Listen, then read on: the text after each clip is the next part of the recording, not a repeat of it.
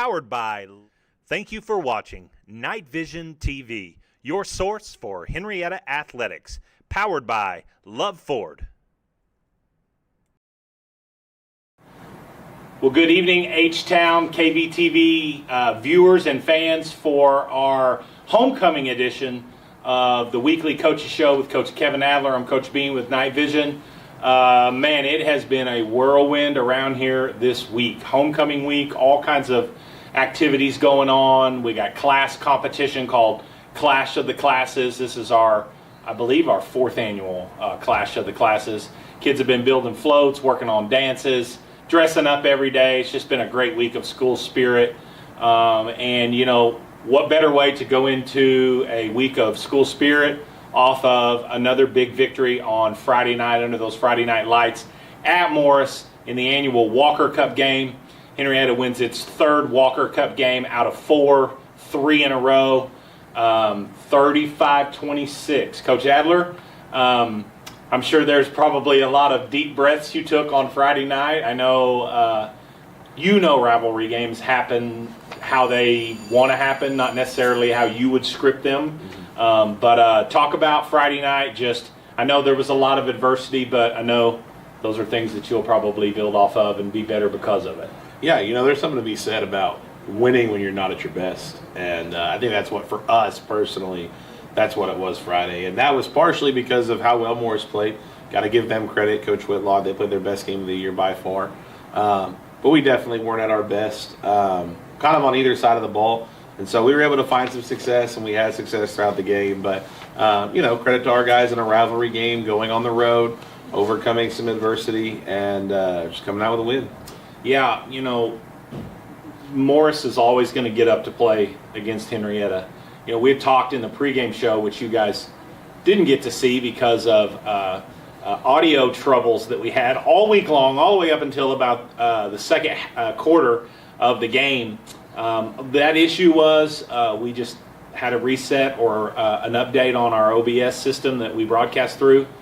And after the update, it reset everything back to default, and we didn't know that it did that. So, but anyway, just kind of, we talked about it in the coaches show last week that Morris was going to get some guys back that they hadn't had on the field prior to. I don't know who it was. Gosh, maybe number 2. Was he one of them? Maybe big defensive lineman. I know that a couple of those guys played really, really well, but they played with a lot of heart, and they wanted to win by they come out and scored right off the bat. But yeah, your kids responded well, though. Yeah, they responded well. Tu's been a good player for them all year. And obviously, they're the biggest team up front that we've played all year. Yeah.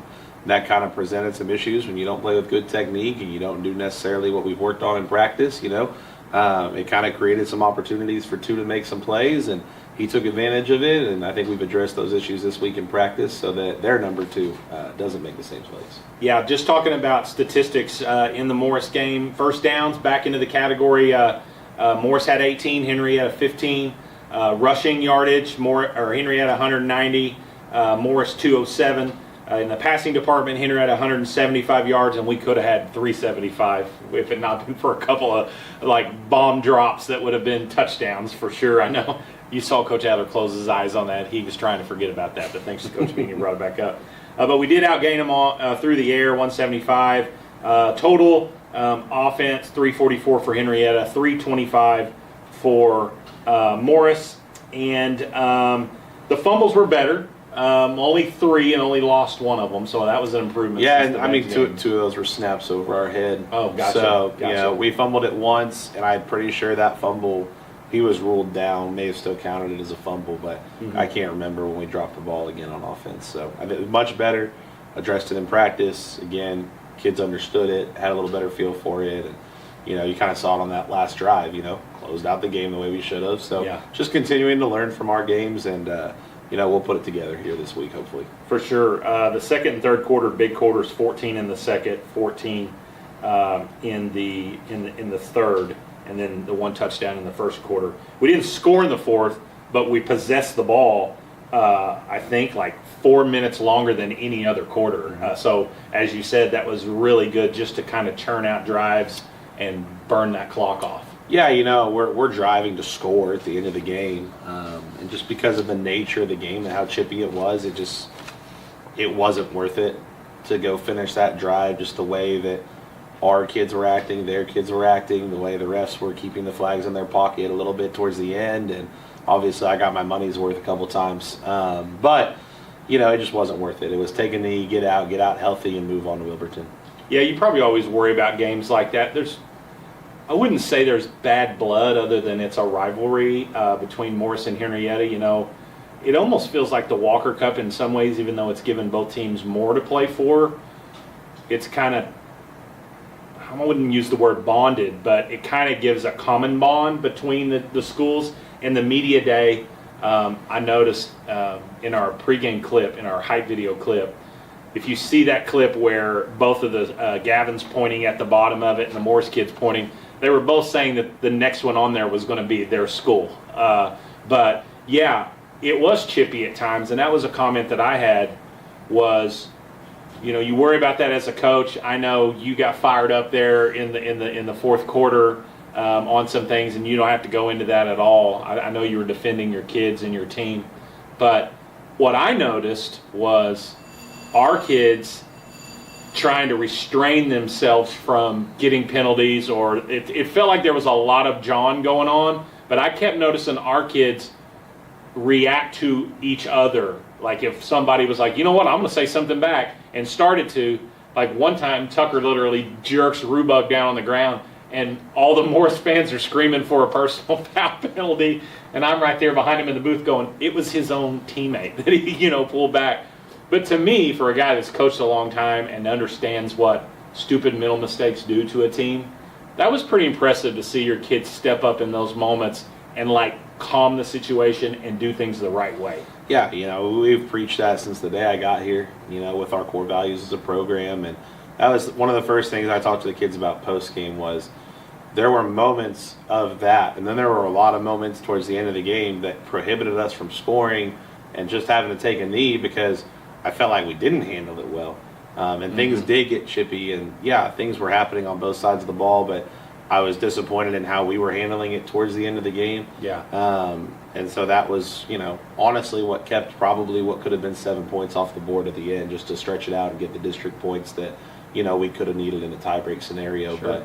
But overall, we've been better about it. The kids have reflected on it a little bit.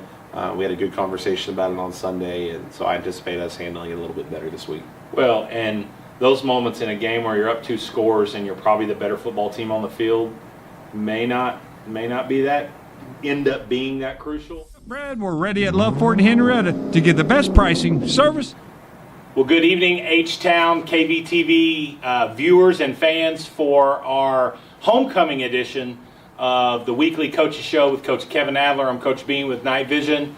Man, it has been a whirlwind around here this week.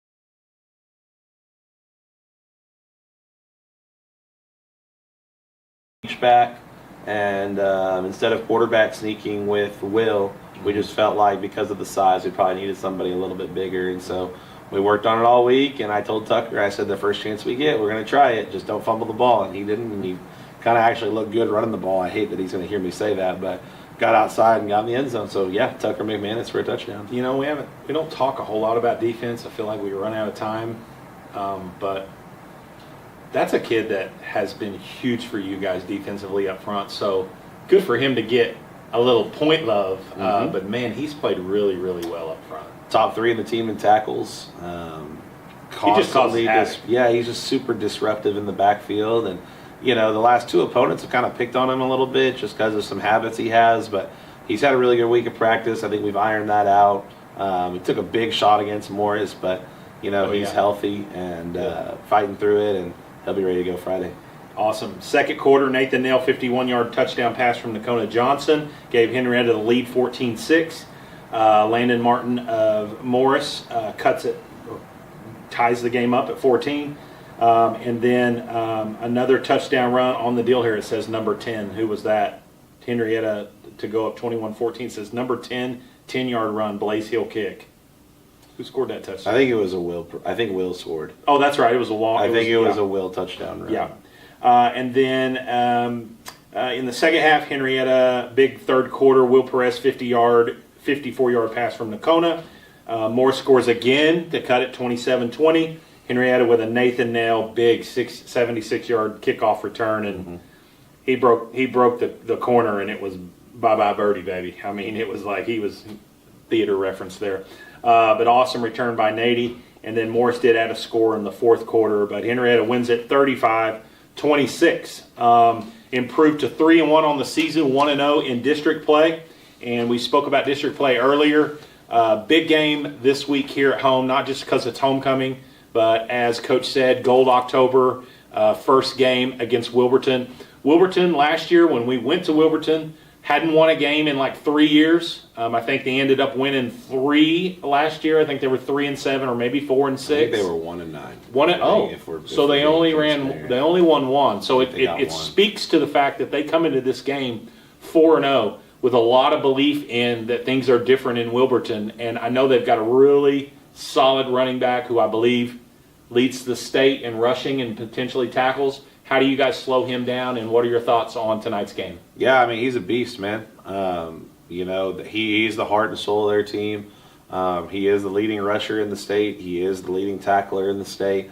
And so he is what makes them go. And so we got to make them beat us in a different way if they're going to. We got to try to take 2 out of the game.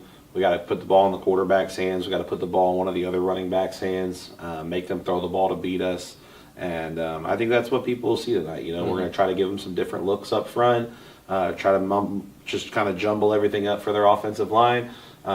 Made some personnel changes as well just to kind of help us get some bigger bodies in the box just to solve for the run game. They're probably really excited watching our Morris film. And, Morris ran for 200 yards. And, they're going to run the ball differently. They're not built the same way Morris is. But, I mean, 2's a low, If I remember last year, I feel like they got him outside on the perimeter more than just maybe between the tackles. Yeah, they want to run toss and get the ball outside. They'll jet motion him in to run inside zone. They'll pack the box with bodies and just say, go get us a couple yards, and he'll try to bounce it out and make a couple plays. And so, our ends and our linebackers got to be disciplined in the way they play and have good footwork and not get dirty eyes and look in the wrong place. But, we've handled it really well. Coach Hines, I think, has a really good plan this week. We've worked really hard, and our defense has responded to kind of what we want to do, and they're up to the task, I think. Well, and homecoming week's always hard for a football coach, especially the head coach who's trying to control everything, and there's so many things out of his control this week. But you almost wish this was a non-district game. But that's another thing that will prove our kids worthy of a big victory tonight. To handle everything this week, they've been up here all week long working on floats, and they're so involved. Our kids are so involved, even our athletes, and it's just so cool to see at this level, of school. But anyway, Coach, thanks for being here tonight. Good luck tonight. 4-1 sounds really, really good, especially heading south to Valiant next week. We'll be back next week for the Coaches Show before the Valiant game, recapping hopefully a big homecoming win tonight for the Knights versus the Diggers of Wilburton. Thank you guys for joining us. Enjoy the game, and it's always a great day to be a Henryetta Knight. I'm really diamond, and I'm shining bright, cause I'm really grinding. They ask me if I'm real, I say yes. My daughter gon' love this chip. All my diamonds shine, cause they really diamonds. Bad bitches in line, they be really trying. They ask me if I'm lying, I say really.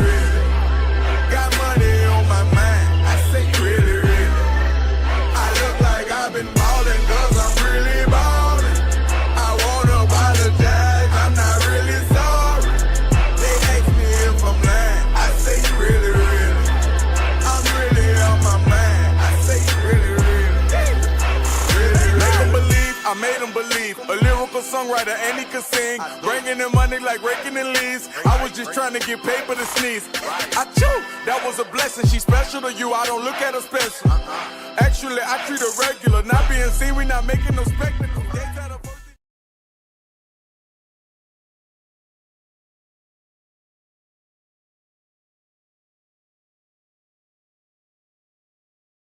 Ready, Brian? Yep, Brad, we're ready at Love Ford and Henryetta to get the best pricing, service, and the value like the Love A Plus. 15-year, 150,000-mile warranty plus lots more at no cost to you. Set, Brad. Yep, Brian, Love Ford in just a few months is set to pay off someone's loan who buys from us this year. Right before the Sooners win the Natty. So, are you ready to rumble? Oh, yeah, we got way too much inventory. Go is the word. These vehicles got to go. Yep, we have hundreds of new and pre-owned vehicles that gotta go. Go, go, go. We're busting out the seams. Everything is marked to sell fast. And you get the Love Plus. Ready to save, Ready to drive fun? ready to drive adventure. Ready to drive your wife crazy? Ready to set boomer? Ready, set, Love Ford. Are you ready? For the Love Ford Gotta Go sales event, then put a little gravel in your travel and get the Love Ford and Henryetta. Highway 75 and I-40 or go to iloveford.com. That's LUV, baby. Thanks, Charlie. That's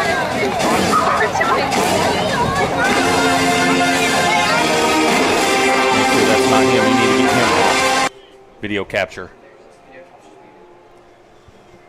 Well, good evening, H-Town, and wherever you're at watching KVTV here tonight on Homecoming Friday night, where the Knights are about ready to take on Wilburton, and they are coming onto the field. Hallelujah. We got our first run out on the sideline cam.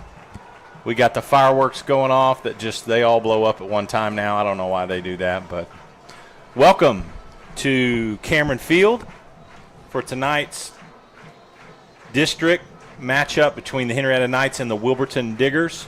I am Coach Justin Bean, joined by special guest. I never thought I would say that. Special guest color commentator, the guy who got this all started, Mr. Jacob Nail. What's up, Jacob? What's going on, Coach? I'm ecstatic to be here. Yeah, I'm so happy to be here. I've missed it. I've missed being in the booth with you. I can't remember the last time I got butterflies before a game, calling a game. But yeah, I'm really excited. This is such an awesome thing that Henryetta put together, and I'm excited. I'm so grateful for the opportunities it laid out in front of me, and the opportunities that it lays out for everybody that's to come. And it's such a great program, and I love it. So I talked to Jacob this summer, and I said, listen, I don't know if Trent or Lincoln or Jeff or any of those guys were I kind of started getting quieter because we're praying and getting ready to do the national anthem here in the ballpark. But anyway, I talked to Jacob and said, I don't know if those guys will be comfortable talking on the air. So what about you coming and doing a guest spot? I'm going to get Mr. Price in. And, of course, at that time, I think Jacob was probably like, maybe, maybe not. I'm going to kind of go on about my business at UCO. But after helping us out at Morris last week, get our audio up and running, which I pray it's happening. Audio's good. I told Jacob I owe you big time, and then that's when I said you need to be over here next week to help us out. So we're doing our national anthem right now. Miss Brianna Bevenu, who is an H-Town Theater kiddo. Junior. Is she a junior? Sophomore, that's right. Seems like Brianna's been around longer than that, but I know she's doing a great job on the national anthem down there right now.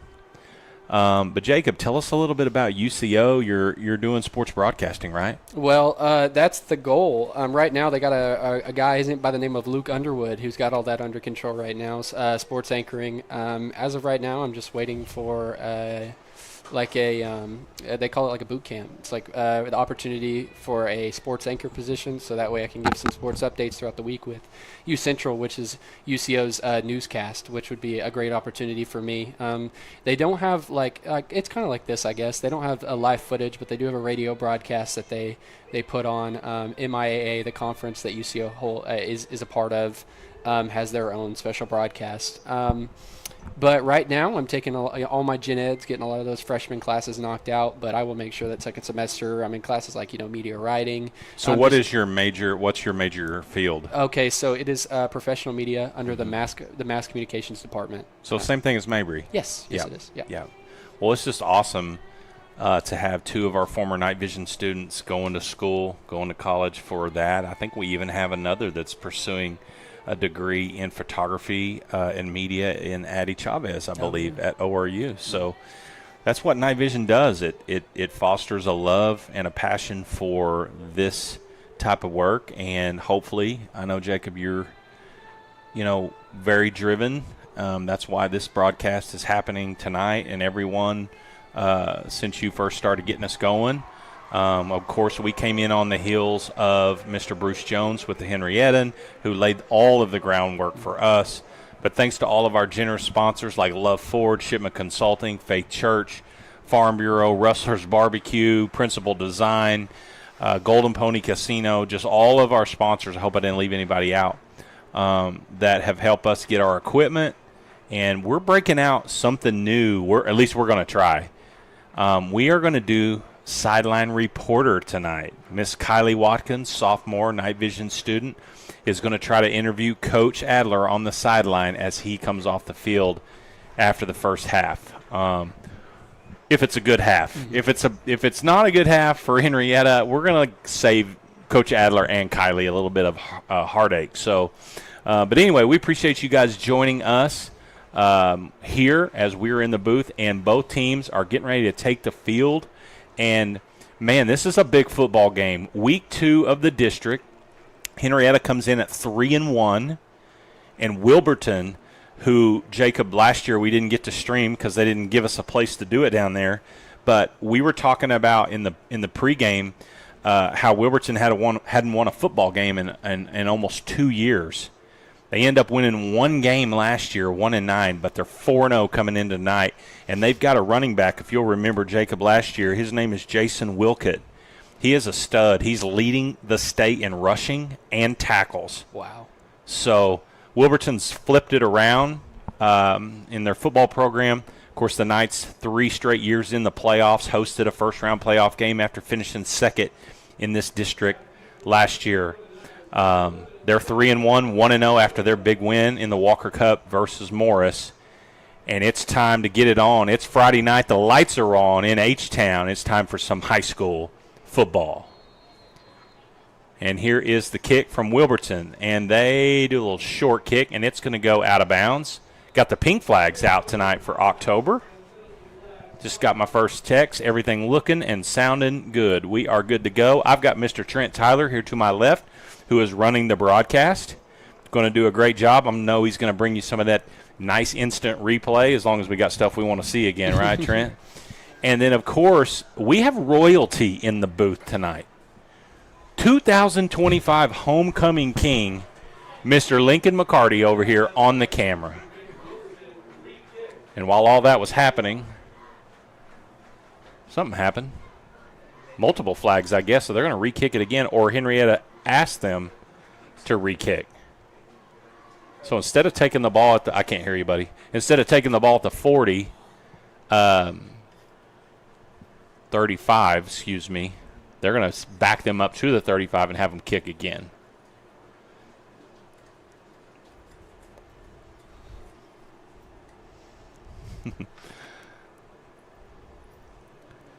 So Wilburton will line it up again. Beautiful night, big crowd. It's been homecoming week. We're going to talk more and more about that as we get breaks here and there.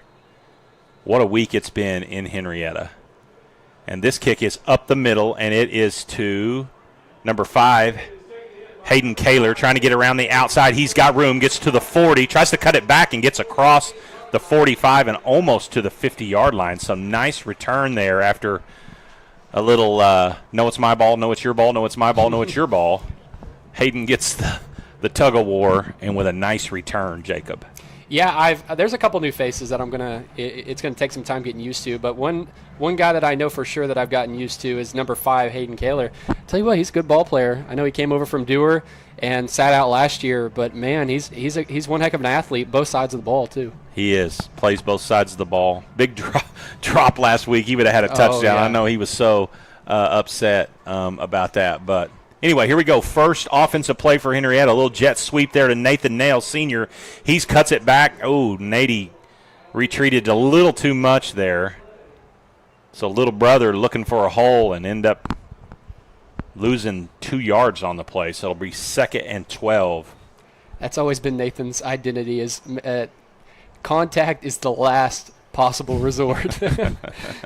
Well, he's not built Yeah. like Herschel Walker or That's the valid, yeah. Bajas, so I can't say I would blame him. So 2nd and 12 coming up for the night offense. Johnson back to pass, looking.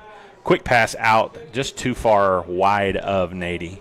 And that's been a rarity. I've been very impressed with how number 8 has thrown the ball this year. I think on his legs, just being able to roll out and create plays through the air. I mean, he's such a true dual threat with his size. I mean, he's so hard to tackle. He's really agile, and with the deep ball that he's got too. I mean, all around. I mean, he's just a nightmare for defenses. Well, and personally, I think he should run it more. Lincoln, go ahead and pull that out just a little bit, just so we don't get so much camera movement making people. I was just watching it here on my phone too. You can maybe pull it out just a hair more too. Of course, you may have already. I've got a little bit of delay. So here we go, 3rd and long. Sorry, Kona wide open over the middle. Is that Tyson Whelan? It is. Freshman. Nice catch there by the pup. First catch of the year, and he's got a whole fan section right down here in front of us. And he got right to the line to gain. And Tyson kind of did a little Nady action there. He jitter stepped there instead of just going forward.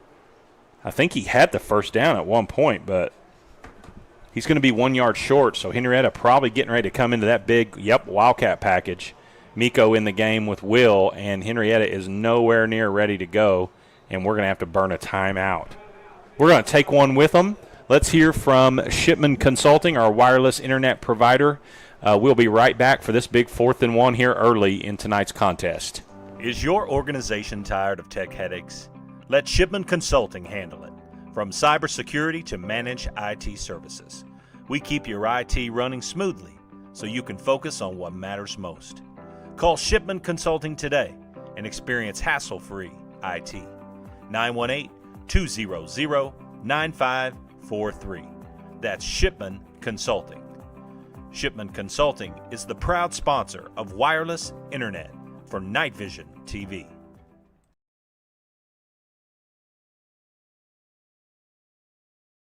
I hope our mics muted?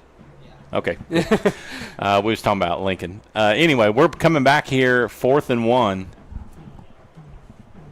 We got our homecoming floats down here in the north end zone. They are sweet this year. Oh, yeah. Kids have done an unbelievable job. No, just kind of keep it out. That's fine right there. I saw some of those dances, too. I saw the freshmen and I saw the seniors. They were creative. Will up the middle with the Wildcat run, and he's going to get the first down. Man, that's a big boy to get down. He just pumps those legs so fast. I mean, goodness gracious. And, it doesn't matter when we get in the Wildcat. We haven't done it much, but Will in the Wildcat and then handing off to Miko, who's had a big year for a freshman. We call him Mac Truck around here. Mac Truck, heck yeah. Miko McNack, Mac Truck. 1st and 10, Henryetta ball at the 40. First quarter, 10 minutes to go. Nathan, fake to him on the sweep. Nakona going to keep it on the ground. Nice gain. Down to the 35. And, Jacob, you were talking about it. Nakona dual threat. Man, he ran all over the place at Kellyville. Mm-hmm. But since that time, he really hasn't run much other than if it's just the last option. No, absolutely. And a lot of the times when he was running, he was pulling it on that jet sweep play. Just that little read option that they have, that it's so effective. I mean, you got so much speed between Nathan and Kona that, I mean, that game itself, I mean, Nathan had a lot of success with it. And the second, Kona was like, you know what? I think I'm going to pull it in the second half. He had 3 touchdowns. Man was cooking.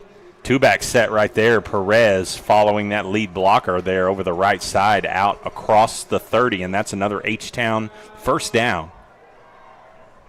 Second one here in their first offensive drive, and we are at 9:24 to go, and Wilburton hadn't touched the football other than to kick it.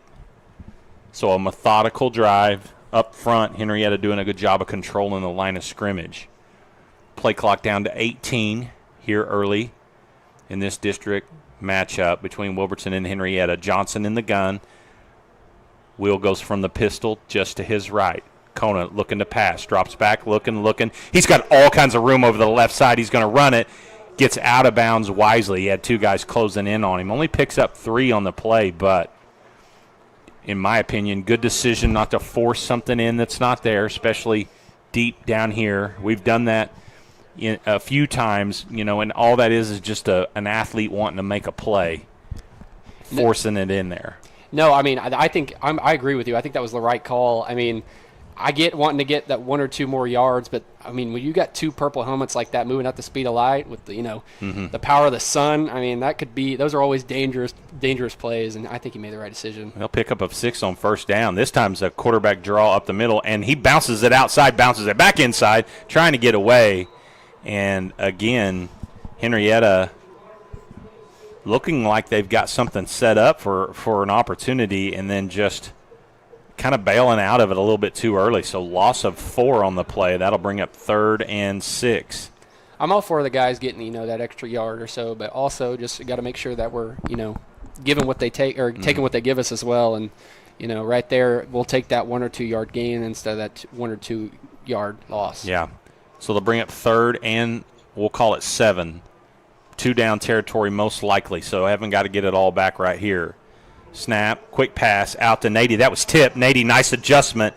And again, Nady's got to get north and south, preferably south, toward the end zone, trying to make a guy miss and go back across the grain. And what looked like could have been a 3 or 4 yard gain, we lose another yard. So 4th and 8, a long 8.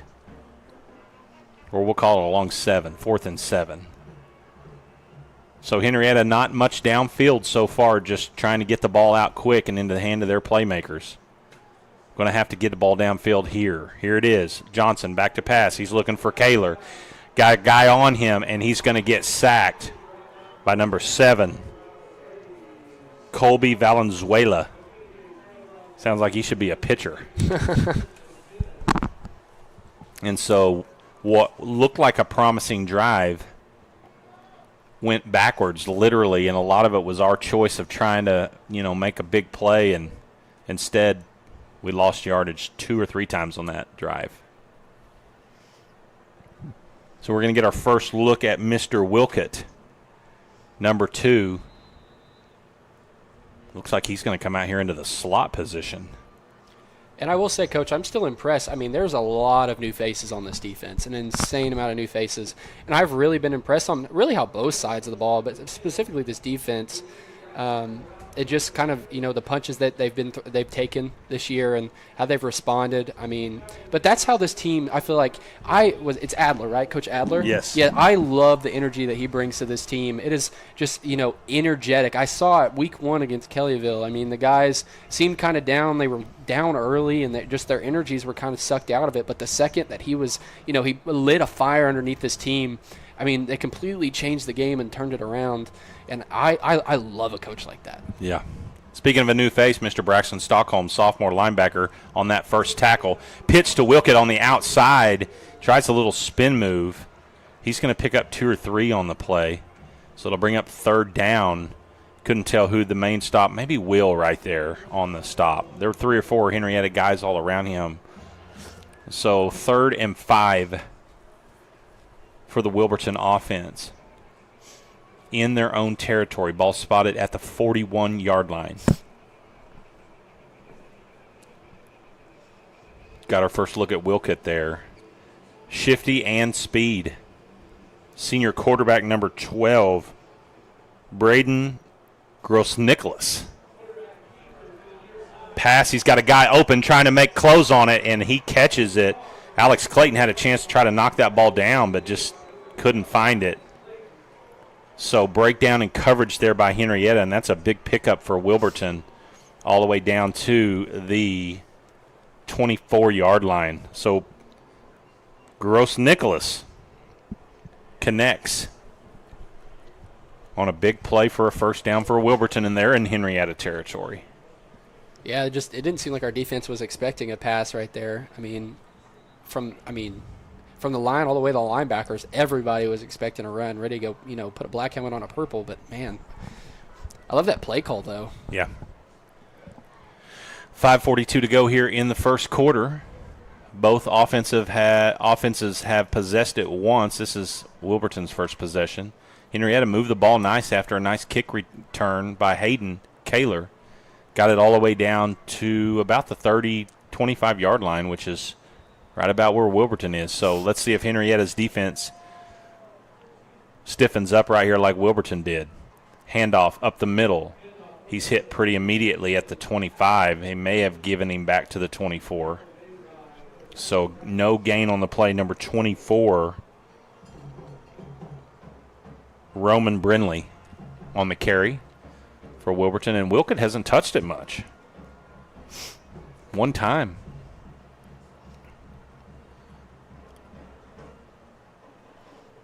The young man had a great game at Wilburton last year. We ended up winning the game, I think, 34-14. There he is off the right side. Good job by Kaler. Misses the tackle. Wilkett avoids it, but Hayden slowed him down just enough to allow Will and Braxton Stockholm to get out there and finish him off. He picks up 3 on the play, so it'll bring up 3rd and 7 with, again, most likely 4-down territory for Wilburton, unless they got a big-time field goal kicker.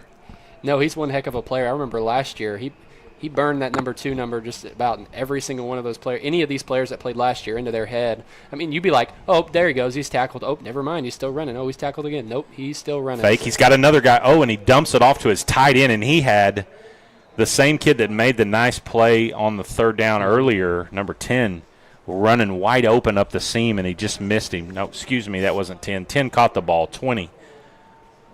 So looked like he picked up 2 on the play, so 4th and 5. Yeah, I watched this quarterback throw in warm-ups, and he's got a good deep ball. He was, dropping that pin just about every throw. So here we go. Stands full of Knight fans, and they're just sitting on their tail ends watching right now. Watch the ball. Handoff. No, fake. Pass over the middle, up, and it's caught by number 20, the guy we just talked about. Dre Franklin, junior tight end. And if he's lining up in the tight end slot, we're losing him inside, and he's just probably blocking and then releasing because it's a play action that's getting Henryetta right now. And, 2, he had a DB on his hip. He did. That was a great ball and even better catch. Really had to reach out for it in stride. Some glue hands right there. So 3:38 in the first quarter to go. Wilburton on the board, going to try to add one on to it. Extra point kick is up, and it is good. It was low and a liner, but it made it through the uprights. So Wilburton leads at 7-0. We're going to take a break to hear from one of our sponsors. You're watching Night Football here on Homecoming on KVTV. Hometown Healthcare Solution is a family-owned and operated healthcare company. We're committed to providing affordable healthcare to our hometown folks and surrounding communities. We offer standard urgent care visits as well as lab testing, x-rays, and minor procedures.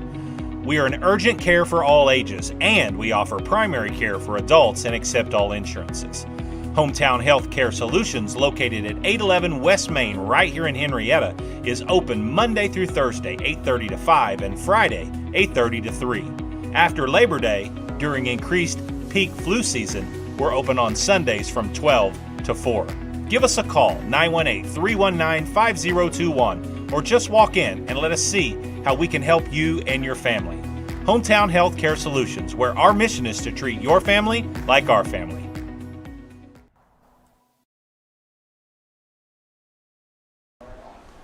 Welcome back here after that touchdown by Wilburton. Going to kick it off again, number 8, who kicked the extra point, Trey Johnston. I don't know if he plays any other positions, but he's built like a kicker. Ooh, onside kick. Caught by Blaine Morgan, number 22, freshman. Nice play by Blaine there.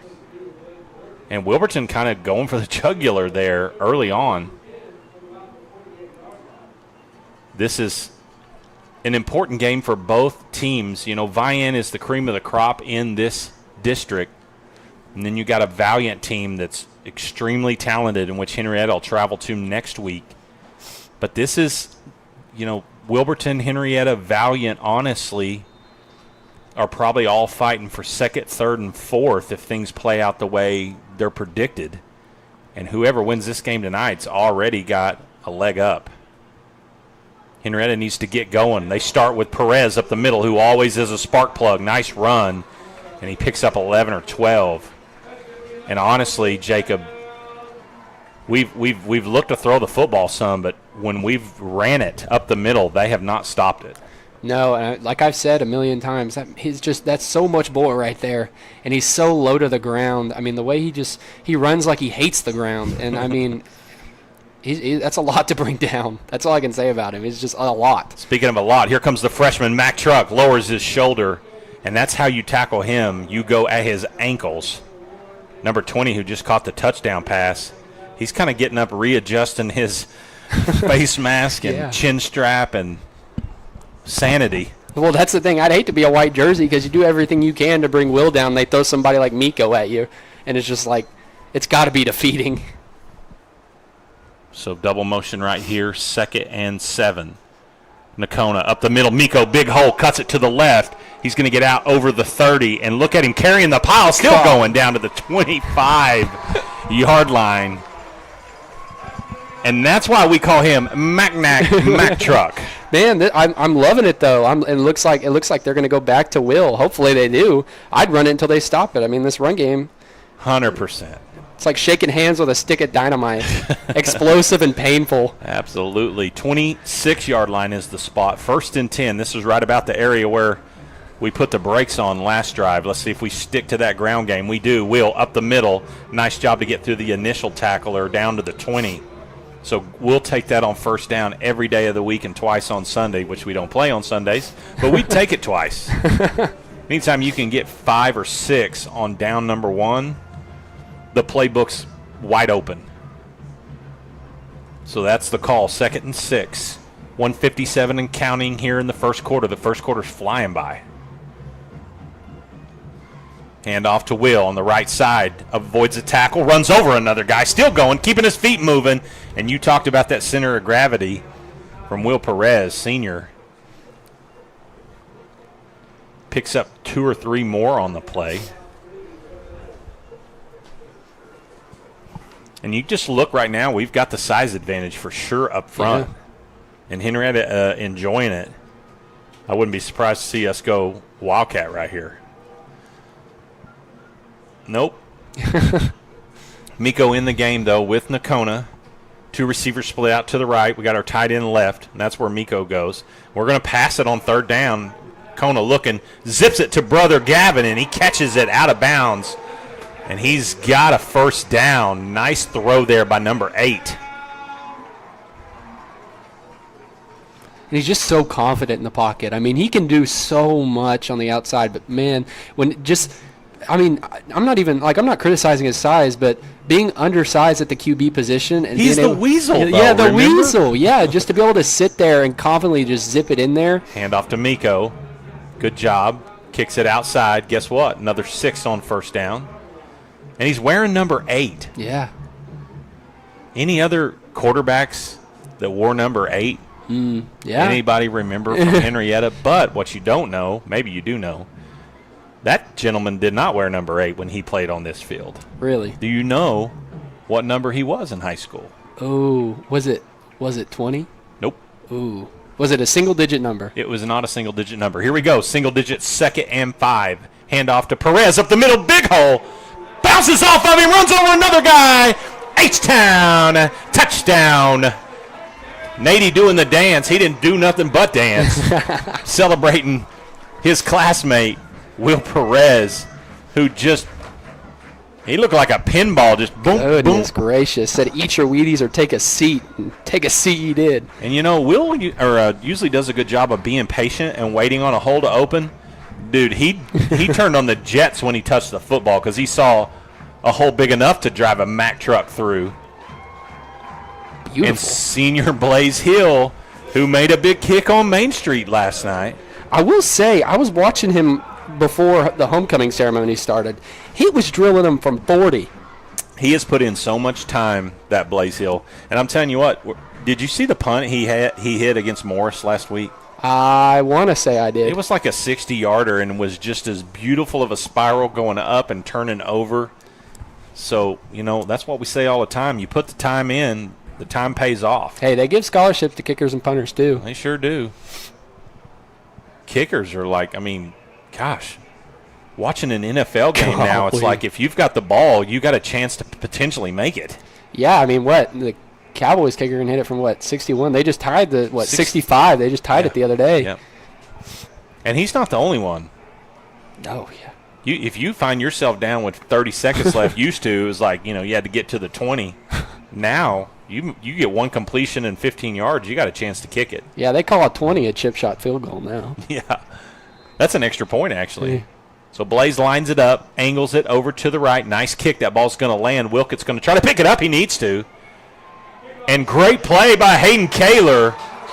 He got help right there by number 19, Matthew Morris, wearing them pink sleeves tonight. And so Wilkett just a little undecided what to do, almost like he had a brain, lapse where it was like he thought it was a punt. He was going to let it, get away from it and let him down it. We wish he would have. Maybe his bell still rung from that wheel run. Maybe. So 7-7, 20 seconds to go here in the first quarter. And it looks like a 4-0, 3-1 matchup so far. Wilburton's got all of their success through the air. Henryetta on the ground, minus that one nice big third down pickup to Gavin. So 1st and 10. Handoff, cuts it back. Wilkett looking for room. He's met right there just past the line of scrimmage. Gets it down to the 16-yard line, and that's probably going to do it for the first quarter. And it is. So clock running out here on quarter number 1. We will take it to a break.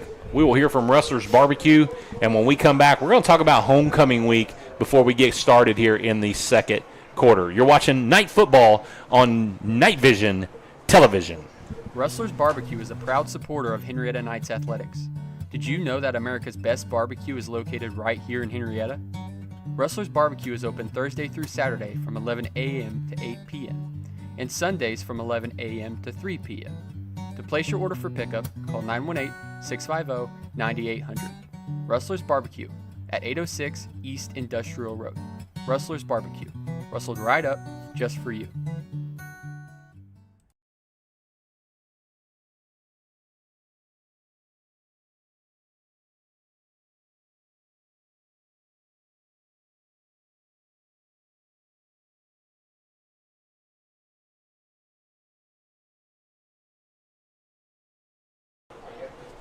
And we are back talking about homecoming. It's been another great week. We started a competition here in Henryetta called Clash of the Classes. This was our 3rd annual, where we have a big competition between freshmen, sophomores, juniors, and seniors, where they are competing for the most school spirit. And the winning class, which is going to be announced right before the second half begins, gets a free skip day field trip next spring. And it's been an unbelievable week. We had dress-up days is category number 1, float decoration and building category number 2, and last night the class dances on Main Street. If you haven't checked those out on Night Vision on Facebook, at halftime, go check them out. They were highly entertaining. Here we go. 2nd and 9, back to play. Handoff up the middle to Wilkett. Strong run there. And if I remember correctly, we didn't broadcast the game last year, but I was talking to Coach Adler in the pregame show. It seemed like Wilburton tried to run outside the tackles with Wilkett a lot at Wilburton. Yes. He hasn't got it outside yet tonight. He's running in between the tackles, and you got Tucker McManus, who's just been a man-child this year for Henryetta up front. Baylor Thompson, who's back after missing the first 3 games, had a nice night against Morris last week. And then freshman of the year, Landon Honeycutt-Jones, the other defensive tackle. So 3rd down and 6. Looking to pass over the middle and complete. So clock stops here through 11:14 to go here in the second quarter.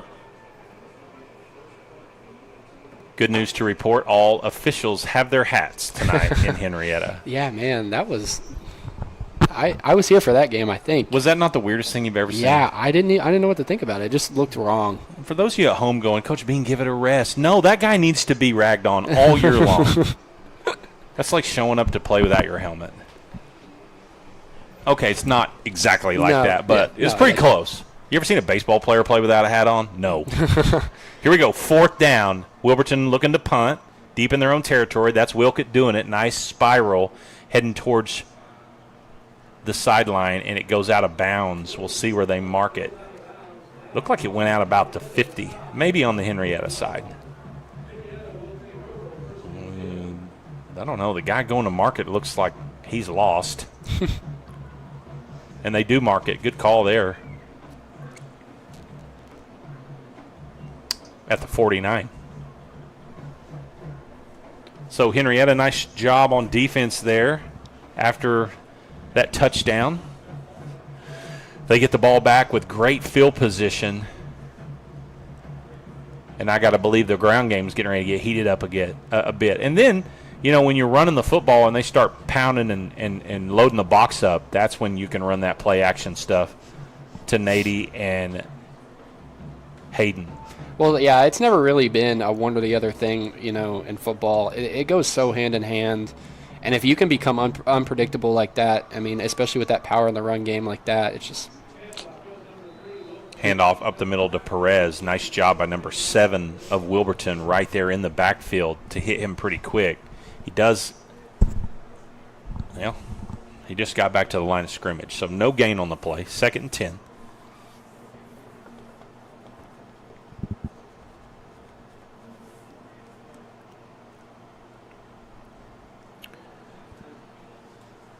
Hard to believe we're halfway through the football season after tonight.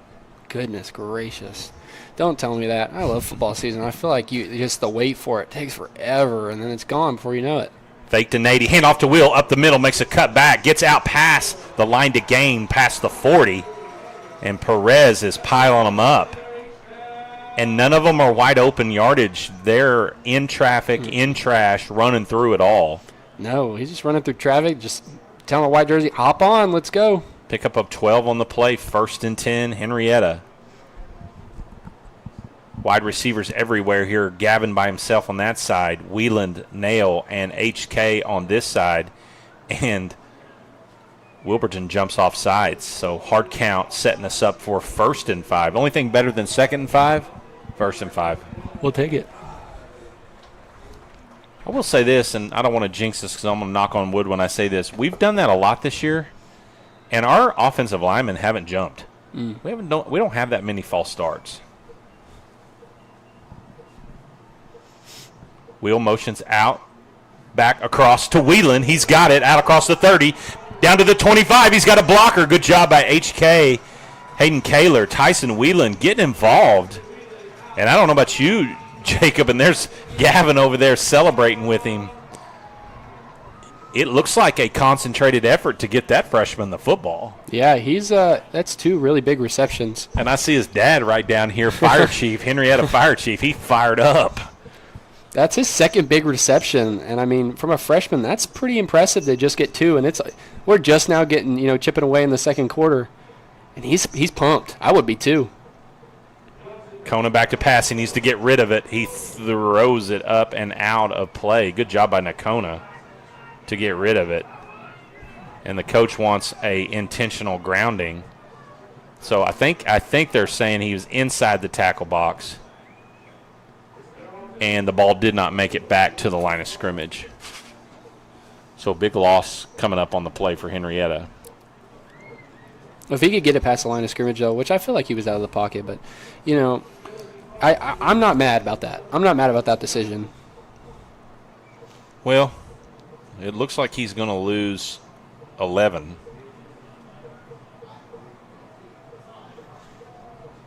No, not quite that much. Back to the 29.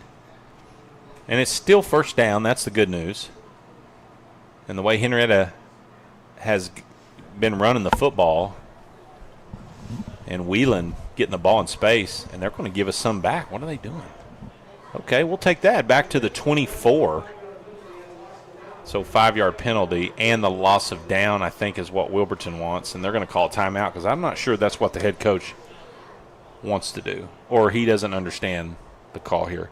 But while they're talking about this, I'm going to talk about homecoming week. When we started this, our whole goal Jacob, because you were a junior your first year, first year when we did this. Yes. The whole goal is to create more school spirit. We've always had school spirit. Our student sections are really good, but give our students a platform to not only demonstrate that. You want to go to the sideline cam right here? I see Jeff out there while I'm talking. Demonstrate that school spirit, but just giving them opportunities and experiences to make great memories. We've been up at the high school at the bus barn, building floats every evening this week, Monday, Tuesday, and Wednesday. And we probably had over 100 kids, Jacob, every night up there working on that. And it was just awesome. And then they worked on class dances while they were up there. I guess we're not going sideline cam. What's going on? There it is. Just a little bit of a delay there. Good job, good shot. Getting the backs of everybody. We need to get Jeff climbed up in the middle of that huddle. But anyway, worked on class dances. Last night was unreal. I bet there were, what do you think, Trent, 300, 400 people on Main Street? Man, there were a lot of people down there for our HOCO Block Party Pep Rally, which is year number 2 for that. But the cool thing about it is all those kids up there every night this week, Coach Bean was there every night. I didn't have to get onto one single student. Everybody worked hard, worked on their floats, respected each other. And a lot of schools don't do what we did, and if they did, a lot of them couldn't say what I just said. So I'm so impressed by our kids. Here we go, second down. Nakona, Waterbug working right there, gets down to the 19. So he picks up quite a bit of that back. So that was a loss of down on the intentional grounding. So we're having some trouble getting our main cam back up here. So I'm going to give you a radio call here till we get the camera back up from out of the sideline package. 3rd and 10 is the call. 9 minutes to go. Kona back to pass, getting ready to get you that picture back. There it is. Kona rolling to his left, looking, firing to Nady just off his right hand, just a little high. And, when it takes that long for the play to develop, it's usually not going to go well. Right. The only thing I feel like our receivers could do is I feel like we need to move and find the open spot when Nakona starts to scramble like that. Yeah. What do they call it, a scramble drill? Is that what they call it? Yes. Well, and so what I mean by that is I feel like, for instance, Nady there, and this is not me. I love Nady. He's like one of my own, but he runs a little out route, but he just hangs out right there on the sideline instead of trying to work back across the middle. Right. The longer they got to recover him, the better chance he's got of getting loose. So big 4th down here. Kona rolling to his left, looking, firing over the middle. Got it wide open. Tyson Whelan, touchdown, H-Town. Welcome to the party, freshman. Like I said, it's only early second quarter, and he already had 2 huge receptions. Why not a third? Biggest reception yet for a TD. Man, freshman already racking them up. Look at that. Man, and so Tyson moved in last year, mid-year from Morris. He should have been going to school here the entire time. His dad graduated from here. His mom graduated from here. Blaze's kick is no good. But he comes back, and I'm going to say this because last week, if you'll remember, we were talking about Coach Adler absolutely losing his mind on the sideline. And what was happening was Tyson was getting the business given to him on kickoff return by Morris players because, that's just that's kind of going to go hand in hand with that, right? Right. But to see the way Coach Adler defended him and to see how excited not just his family is right down here, the Whelans and the Gobins and the Klimicks and everybody, but to see his teammates celebrating with a freshman like that makes you know that he's right where he belongs, and they love him, and we're glad he's here, especially right now because we're up 13-7, 8:45 to go in the second quarter. And that's a huge achievement. I mean, knocking on wood, I'm not saying anything. There's still plenty of game to go, still 2.5 quarters. But when you start getting to that point of like, all right, this has been our mission the whole time is to put a 1 on that right side of that record, on that Wilburton record. But that's right. I mean, they're on the right foot, and this is how you want to get started. It's a tough catch over the middle, but let's not sell Nakona short. That was a great ball. Great ball. Blaze's kick is up, angling to the left. It is fielded by Wilcott. He's got some running room. Over the left side, look out, we got to get him on the ground. He's down the sideline, still going, cuts it up the middle. Look out, Wilcott, get going. Down to the 30, so big kickoff return. I see no pink flags on the play. We needed this crew here when we played Beggs a few weeks ago. Yeah, I unfortunately didn't make that game, but from the turnout, Did you watch it back? I was told that it was better off if I didn't. Yeah, the last 3 minutes was nuts. Only thing standing in the way of 4-0 for Henryetta. Yeah. I saw Gav's return, though. I did see that. Yeah, it was awesome. Even though it didn't count. Here we go. 1st and 10. Ball in Henryetta territory for Wilburton. Wilcott in the gun after that big return. He hands off up the middle. And you can see him starting to slow Braxton Stockholm fired up. So another big play by the sophomore. So we got some youth showing out here tonight early.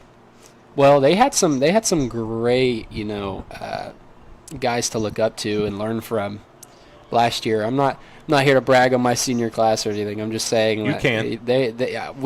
We all know that a lot of those guys went and played some ball at the next level, or at least could have. And I mean, whether it be tackle records or just overall just grit and determination down there. I mean, they've had some great mentors. Quarterback keeper for Wilburton stopped short after a 2-yard pickup. So third down. Yeah, that senior class, huge part of Henryetta going on 3 years in a row in the playoffs. Mm-hmm. Second place finish in this district last year. One of 14 teams or something like that to finish 8-2? Yeah. Something wild. So big third down here. Again, probably most likely 2 downs to get it as they're in 4-down territory, I would assume. Flip. There's that outside sweep to Wilcott we talked about from last year. Nice run. He's going to get down close to the line to gain. He's going to be short, about 3 yards. So that Henryetta defense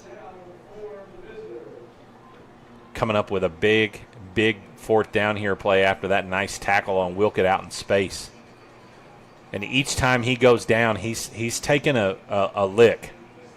We'll see if that wears on him as the game goes on. Clock running at 6:50. 13-7 Henryetta, second quarter. They line up, looks like all jumbled up there. Probably going to hand it right up the middle to Wilcott. They do. That ball's out on the ground. There's the beanbag. It's going to be short either way. It's going to be Henryetta football. And it's recovered by Henryetta. Who came up with it? Keep in mind, Jalen Lindsey Jr., linebacker for Henryetta, comes up with a fumble recovery. And great job by that Henryetta defense. Man, just a wave of black jerseys. There were so many guys there in the hole. I mean, oh, gosh, he's going to be sore tomorrow. What do you think of the gold pants with the black tops, man? They're pretty sweet. I like it. I like it a lot. This is something we'd throw. We'd always throw it first game of the playoffs, like all 3 years, I think it was. Mm-hmm. Yeah, I love it. Don't get me wrong, I miss the blackout. I do, because the 1 week we wore it was against Beggs, and I wasn't here for it, and I was sad because I think it just looks mean. But, no, I think it's a great touch, and just giving the guys, the opportunity, just sometimes, look good, feel good, play good. That's right. If they have more jerseys to work with, that's always fun. First down, sweet, quick pass out to Will. Nice open field tackle right there by number 24 of Wilburton. Let's see if I can see my Roman Brindley. Pickup of 1 on the play. 2nd and 9. Clock still running, getting down inside of 6 minutes here in the second quarter. Johnson, snap, looking, throws it the other way, this time to Gavin, running it up the middle, breaks a tackle, still looking for a block. Good job by Gavin. Tough run. Look at 56, Zane Kaler. Yeah. That far down the field blocking. Almost makes you think maybe he was an eligible guy downfield. But, dude, he's hunting a dude down 10, 15 yards down the field. Love seeing that out of our offensive lineman, and he's the center. I'd be running from a boy like that. Goodness gracious. No, thank you. Especially a guy running at you like that. Yeah. So 1st and 10, Henryetta. Hand off to Perez up the middle. Cuts it back to the right. Running hard. Out almost to the 46 or 7. Gosh, first down is just huge, and it's killing Wilburton. You can't even see him most of the time. There's just a mass of jerseys that just are moving. You just know he's somewhere in the middle of that. Yep, both colors, because everybody's feet's still moving because Wilburton's chasing, Henrietta's driving, and Will's churning. Wheels churning. That was good. I didn't mean to, but here he comes again. Tries to get it outside, breaks the tackle. Oh, hurdles a guy. Look out, break a tackle. Oh, my goodness, about knocked Jacob out of his chair over here. If he breaks one more, you better have instant replay. Actually, if you've got it, let's look at that. Let's look at the move here. Oh, tell me. Yes, we've got it. Will, look right there. Breaks the tackle, and watch this move. Zoop! Guy right over top of him, then cuts right through it across the 50 down to the 46-yard line. He looked like a track guy right there, jumping that hurdle. Trent knows something about that. 4:40 to go, 1st and 10, ball in Wilburton territory. Henryetta already up 13-7. Nakona looking to add to it. Pass, Whelan again, caught at the 40. Breaks the tackle, and he leans across, doing a good job of getting his body forward. And I'm telling you, this is just like dude showing out probably in practice, like, keep working hard, kid. We're going to get you the football. Or, you know what some of it is, you come into pregame scout and film, Wilburton's looking at 5, they're looking at 13, they're looking at 11. They're thinking, who's 14? Where did he come from?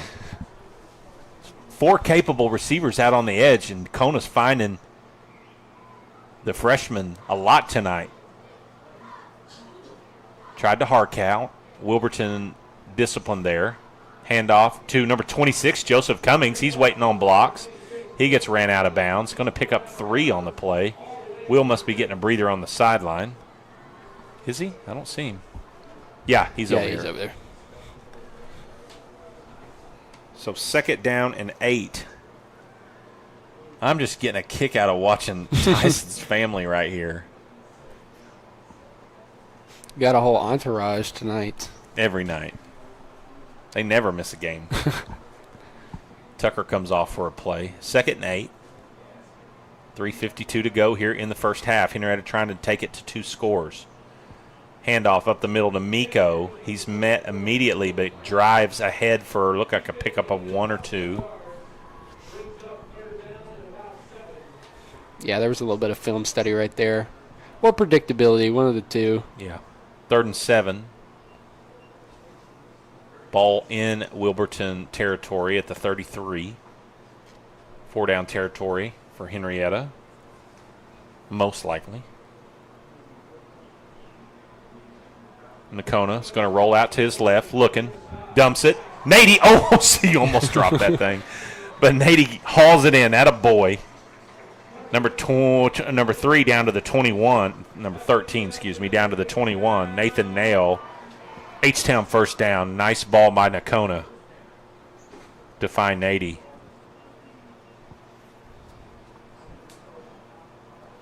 Have you ever seen the movie Replacements? I have not. Oh, my goodness. I'm not going to tell you the joke. I told Nady this week, and he just looked at me like, Coach B, really? Timeout going to be called. We're going to take a break with him to hear from another one of our sponsors, Golden Pony Casino. We'll be right back. You're watching Night Football on KVTV. Join us at the Golden Pony Casino and you'll feel right at home. Come have fun all month long. There's so much going on. Join the Players Club because membership has its perks at the Pony. Unlock free play, entries to promotions, giveaways, and more. You're always golden at the Pony. Be sure to see the Players Club for all this month's promotions. Golden Pony Casino, just west of Henryetta on I-40. You're always winning at Golden Pony Casino. Principal Design is your school bond and storm shelter expert. As a full-service architecture firm, they specialize in K-12 education and county municipal facilities. From long-range master plans to safety and security, you can expect from your architect at Principal Design, or by calling them at 405-615-3454. That's 405-615-3454. 3454 for Principal Design.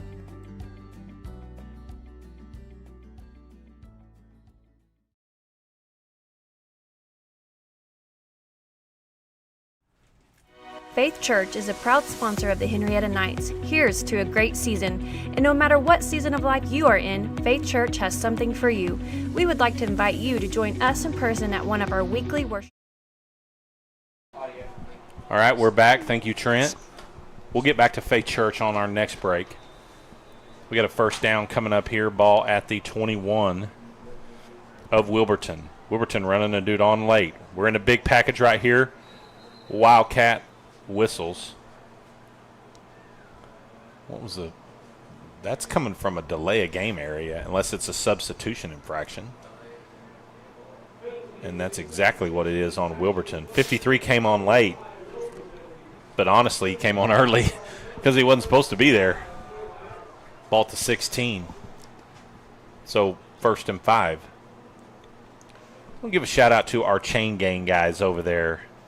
I'm not sure who they are. Can't see that far. I know Vince Williams is always over there. I don't know if Keith Green, he usually helps. Appreciate those guys every home game running the chains for us. 1st and 5, Wildcat. Oh, that ball was almost through Will's hands, and the timing was completely thrown off. He gets lucky to get back to the line of scrimmage. Down to the 15. Shout out to 2 classes tonight. Class of 2005, 20-year reunion happening this weekend. And the big one, class of 1975, 50 years since they graduated Henryetta High School. We had 7 of them up on the trailer last night at the HOCO block party. Mm-hmm. Mr. James McCullough talked a little bit about some mischievous behavior out of them when they were back in school, about stealing a junior float. Pretty interesting. Here we go. 2nd down. Nakona got a guy in the backfield quick. That's Wilkett. He's trying to throw it away. And when Henryetta had a guy in the area, Wilburton wants another intentional grounding. And I don't know where Wilkett's coming from, but we got to get a hat on him. He is disrupting stuff. So Nakona, when he's had success, he's got out of the pocket, bought himself time till one of his guys can come open. So 3rd down here, ball at the 16. 2:35 to go in the first half. Gotta hurry. It's 5 seconds on the play clock. Henrietta's going to call timeout. They've got 2 left, or now 1. So Coach Adler wisely didn't.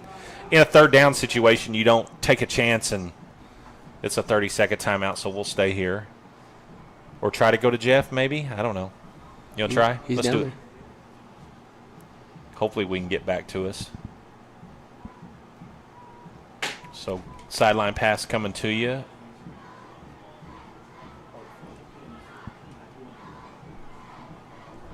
I'll have to ask my brother-in-law, Doy, about why we've got that delay. We might as well go and flip it back to Lincoln, because by the time it comes up, we don't need that 11-second delay coming back to us.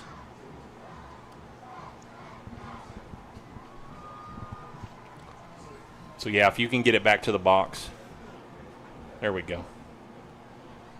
Trent, I know your heart rate's going up when that happens. I don't know. I mean, this is it's supposed to the encoder's supposed to be faster than our old one. Y'all's feed looks pretty good. I will say, that's from what I've seen, the camera quality is pretty dang good. So 3rd and 5. 2 chances to get it here. 2 backs, Miko and Will, right there with Nakona. And Will follows Miko, and Wilburton's ripping the football. Got almost to the 10, which is past where we need to get for a first down. And have they signaled yet? No, it looks like he didn't get it. Oh. Well. Oh, yeah, he did. Okay. Well, the side judge was walking in like he had it spotted on the 10.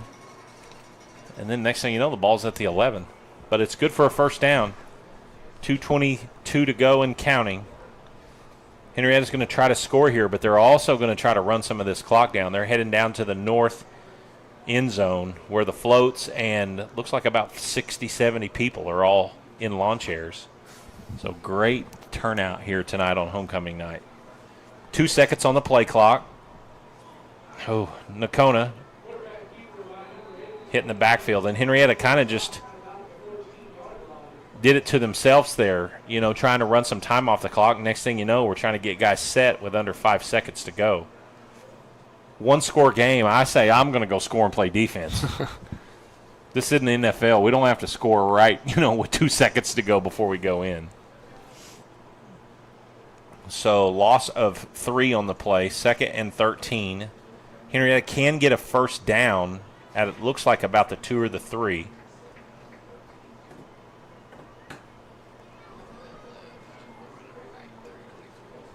Will in the pistol look right behind Nakona. He'll set up to his right. Keep your eye on number 14 again. Pass over the middle. Gavin Williams! It's going to call back for holding. I thought I saw a flag thrown. What a great high point, though. Gavin just stands there in the end zone with his hands on his hips like, guys, come on. Holding Henrietta. Man, that was a nice ball. Gavin went up, like you said, high-pointed it. It's going to come back. Hey, something I want to point out that I'm really proud of. Gavin had about 8 little kids over there right underneath the goalpost sitting over there begging for a high five. And he turned around there and just gave them little high fives, make sure they get the... If you watch the hype video back, I think it was Will. Somebody scored on a long run, and Ella had it trailing down the sideline, and as he was running into the end zone, you see 3 or 4 little kids flying into the picture, like meeting him as he goes into the end zone. I thought that was really cool. Yeah. Look at them all piled up down there. All right, here we go. 2nd and long. Quick pass out to Kaler. He's got blockers. He's trying to get upfield. Ooh, and he's tackled around the headgear. Gets down to the 15. Nice play call and setup there, and that was just all heart by number 8 or 6. I couldn't tell. I guess I could go back and watch my feed that's a little bit running behind. As I look right there, we got blockers. Number 2, Wilkett, of course, makes the tackle. 3rd and long. Snap. Johnson, look, avoids the tackle. He's going to scramble to his right. He's got a guy open right there. Finds Perez. He's still going. Wow. Great heart there by number 3. Spin move and 2 broken tackles. Goodness gracious. I mean, he had me speechless. I didn't even know what to say. I mean, like you said, you can't really see him, but you know stuff's still happening, right? 18 seconds. Man, where'd the time go? So is it 3rd down or is it 4th down? It's going to be 4th down. Goodness. I mean, I'm just saying I've seen Blaze make these in warm-ups. Well, he is number 18. There's 18 seconds on the clock. I'm not saying that that's like a sign or anything, but I know. I think it is. I think the whole universe is telling us that number 18 needs to put his foot on the ball right now.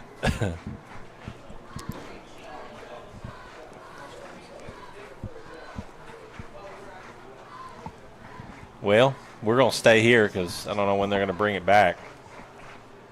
It looks like 4th and 4. Tell you what, though, it's pretty nice. Like, I'm loving what you're doing over there, Trent. It's pretty nice just sitting here with a headset on. Yeah, for sure. Are you talking to Jeff? I mean, the only thing of course, if we could get to him, we could go live from his camera on this 4th down play. I don't know. No, it's too late. It's too late. 11-second delay. Dadgummit. Jeff's down there working hard for nothing. And we're trying to break out a sideline. Oh, actually, we're going to try to do that. So after this play, either way, well, Jeff's got his camera back down. Handoff up the middle. Lindsey. No. Will Perez in for an H-Town touchdown. Let's go to sideline cam if he can get up. Come on, Jeff. Come on, Jeff. No, Jeff's trying to get set to interview Kylie, or for Kylie to interview Coach Adler. As soon as we see his camera go up, sorry, I was watching the sideline there. Will Perez with an 8-yard run. There's the replay. Good job, Trent. Yes, they're going to get upset. We're going to try to bring you KVTV's first sideline report. Henrietta's going to go for 2. Wildcat Will snaps through his hands and no good. 19-7.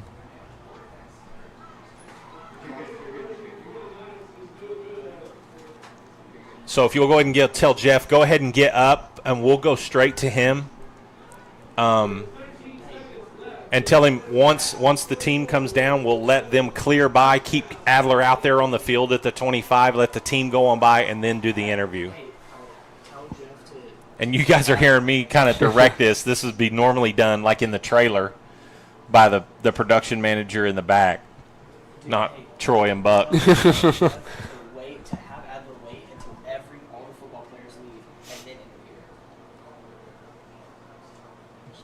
Tell Jeff to go ahead and get up so we can be on him. So let's go ahead and switch over to him. He's not up. He's waving at people in the bleachers. They need to know there's an 11-second delay, so. Tell Jeff we're about to go in because there's an 11-second delay.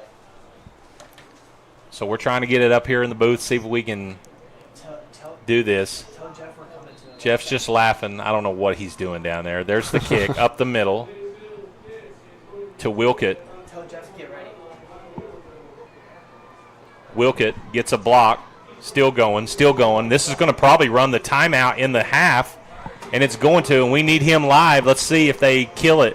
We need to go to him right now. And they call that the end, I believe, of the second quarter. So we're trying to go to sideline cam. You're going to see a bunch of bring it in there. Outstanding. All right, hold on. We got to wait. The video capture's on. So you need video capture on. Go ahead and bring it on. Are you sure you want sound right now while they're all down there? I'll tell you when to bring it on. So Coach Adler working his way. Kylie going to do her first sideline report here with KVTV. Come on, go catch him before he walks out. Here we go. Get his sound up. Come on, we got to come close. Sophomore Kylie Watkins with KVTV on the sidelines. Here with Coach Adler. Coach Adler, how do you feel about tonight's performance in the first half? It's the best first half we've played all year. Finally had a good first quarter and playing our best football at the right time right now. All right, thank you, Coach Adler. Bringing it back to you, Coach Bean and Jacob. And go ahead and bring it back to us because the interview's already over. You can unmute us. That was wonky. Is your volume on here? I don't think we were. Finally had a good first quarter and playing our best football at the right time right now. All right, thank you, Coach Adler. Bringing it back to you, Coach Bean and Jacob. Hey, good job, Kylie. Good job, guys. Are we back up live? Okay. So, folks, that is, if you walked into the lab and you saw like a dissection happening and some kid like found the kidney of a frog or something, that's what just happened right here at KVTV. Let's tell Jeff we'll do band. But he gets to rest because Wilburton's up first. So we'll bring you, I'm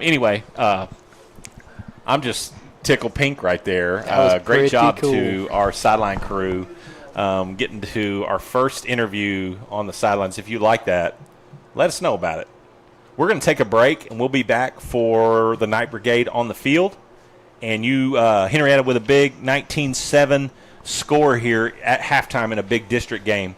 We're going to hear a word from all of our sponsors, including our title sponsor, Love Ford. We'll be back for Night Brigade performance here at halftime. Ready, Brian? Yep, Brad, we're ready at Love Ford and Henryetta to get the best pricing, service, and the value like the Love Plus. A 15-year, 150,000-mile warranty plus lots more at no cost to you. Set, Brad. Yep, Brian, Love Ford in just a few months is set to pay off someone's loan who buys from us this year. Right before the Sooners win the Natty. So, are you ready to rumble? Oh yeah, we got way too much inventory. Go is the word. These vehicles gotta go. Yep, we have hundreds of new and pre-owned vehicles that gotta go. Go, go, go. We're busting out the seams. Everything is marked to sell fast. And you get the Love Plus. Ready to save? Ready to drive fun? Ready to drive adventure? Ready to drive your wife crazy? Ready to set boomer? Ready, set, love 4. Are you ready? For the Love Ford Gotta Go sales event, then put a little gravel in your travel and get to Love Ford in Henryetta. Highway 75 and I-40, or go to iloveford.com. That's LUV, baby. Thanks, Charlie. Is your organization tired of tech headaches? Let Shipman Consulting handle it. From cybersecurity to managed IT services, we keep your IT running smoothly so you can focus on what matters most.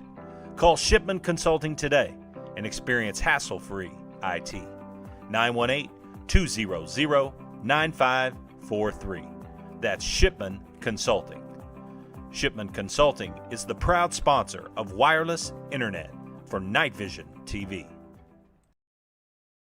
Hometown Healthcare Solution is a family-owned and operated healthcare company.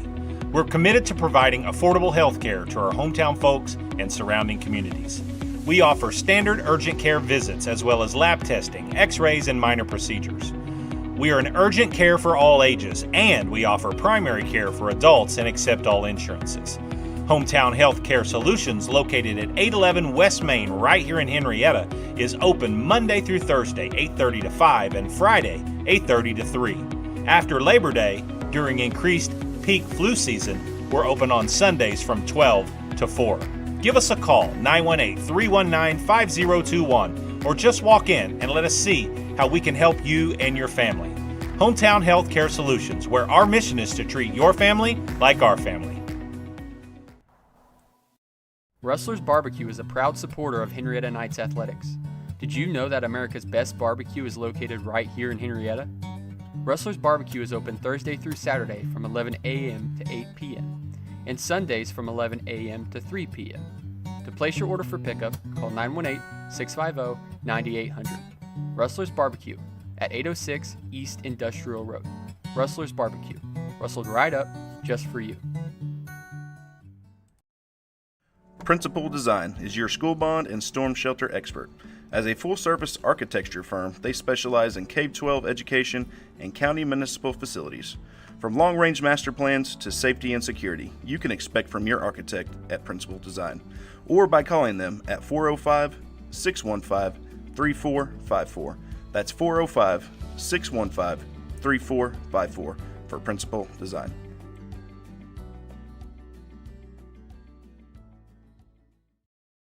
Join us at the Golden Pony Casino and you'll feel right at home. Come have fun all month long. There's so much going on. Join the Players Club because membership has its perks at the Pony. Unlock free play, entries to promotions, giveaways, and more. You're always golden at the Pony. Be sure to see the Players Club for all this month's promotions. Golden Pony Casino, just west of Henryetta on I-40.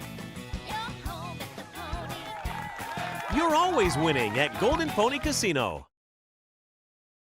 Life doesn't wait for you to slow down. When you're moving fast and something doesn't feel right, Advanced Orthopedics of Oklahoma is here to help you stay in motion. Through our combined expertise in orthopedic surgery, non-surgical medicine, and comprehensive whole patient treatment, our team has your back and every other joint too. Ready to get back out there? Visit AOOK.com and let's move forward together. Advanced Orthopedics of Oklahoma. Heal, recover, advance. Faith Church is a proud sponsor of the Henryetta Knights. Here's to a great season. And no matter what season of life you are in, Faith Church has something for you. We would like to invite you to join us in person at one of our weekly worship services. On Sundays, we have traditional service beginning at 9 a.m., followed by our contemporary service at 10:30 a.m.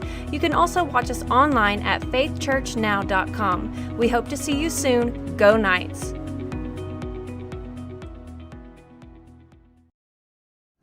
Farm Bureau Insurance takes pride in providing the best coverage possible to our clients and neighbors.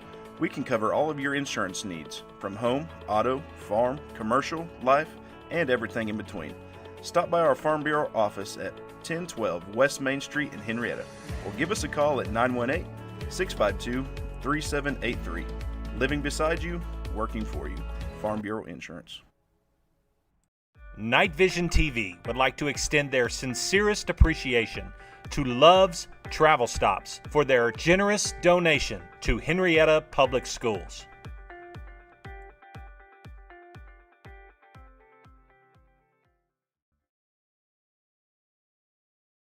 Coach, what's the payoff on that last trade-in? Payoffs? Don't talk about payoffs. Payoffs?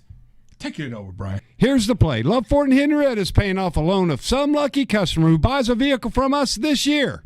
So they'll have no payoff. Yeah, Super Mario. And we'll reimburse them even if they pay cash. Up to $50,000. It's the triple option. Best price, the Love Plus, and a sprinkle in of the Love Loan payoff. And with great service, Love Ford is the only team that does this. So put a little gravel on your travel and get to Love Ford. Highway 75 and I-40 or go to iloveford.com. That's LUV, baby.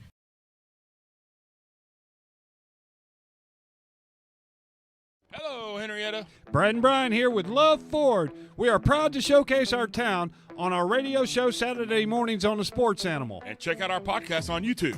Brad, who's from Henryetta? 16-time world champion Jim Shoulders. Who else, Brad's from Henryetta? 3-time Super Bowl champion Troy Aikman. And your favorite actress from Henryetta, Brad? Miss Alice Ghostley. We have great deals, great service, and the Love 15-150. That's 15 years, 150,000-mile warranty on all new Fords, gas or diesel. And 7 years, 150,000 miles added on qualified pre-owns. So, Brian, the best place to buy a new car is Love Ford. Yep, right here in our town. Join us in supporting the Knights and come see us. Hey, don't forget me and Buddy. Never. Or visit iloveford.com. That's L-U-V, baby.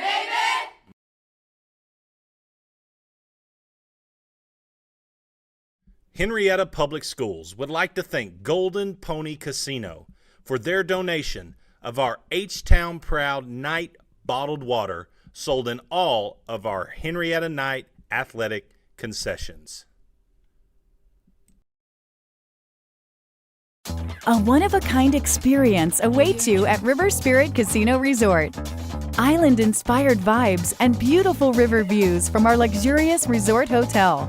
Endless gaming excitement with 2 casinos under one roof, Margaritaville and River Spirit, and fine dining excellence at the only Ruth's Chris Steakhouse in Oklahoma. So many unforgettable experiences you won't find anywhere else, only at River Spirit Casino Resort. The American Exchange Bank has been the pillar of this community since 1933. This bank has a great future. This is a very well capitalized bank, and we're proud of it.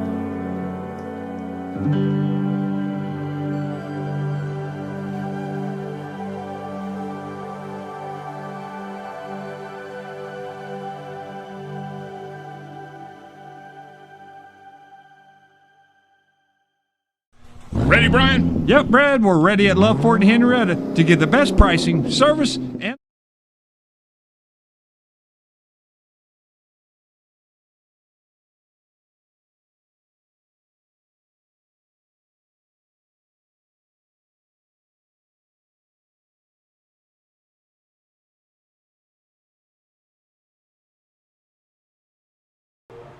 Mr. Montgomery is getting the drum major stand ready to roll.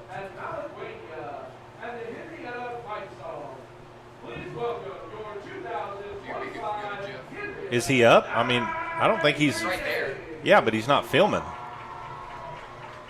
do you mean? He doesn't have his camera up. Is his camera not open? Okay, try it. Just see. Unless he's holding it down there at his waist.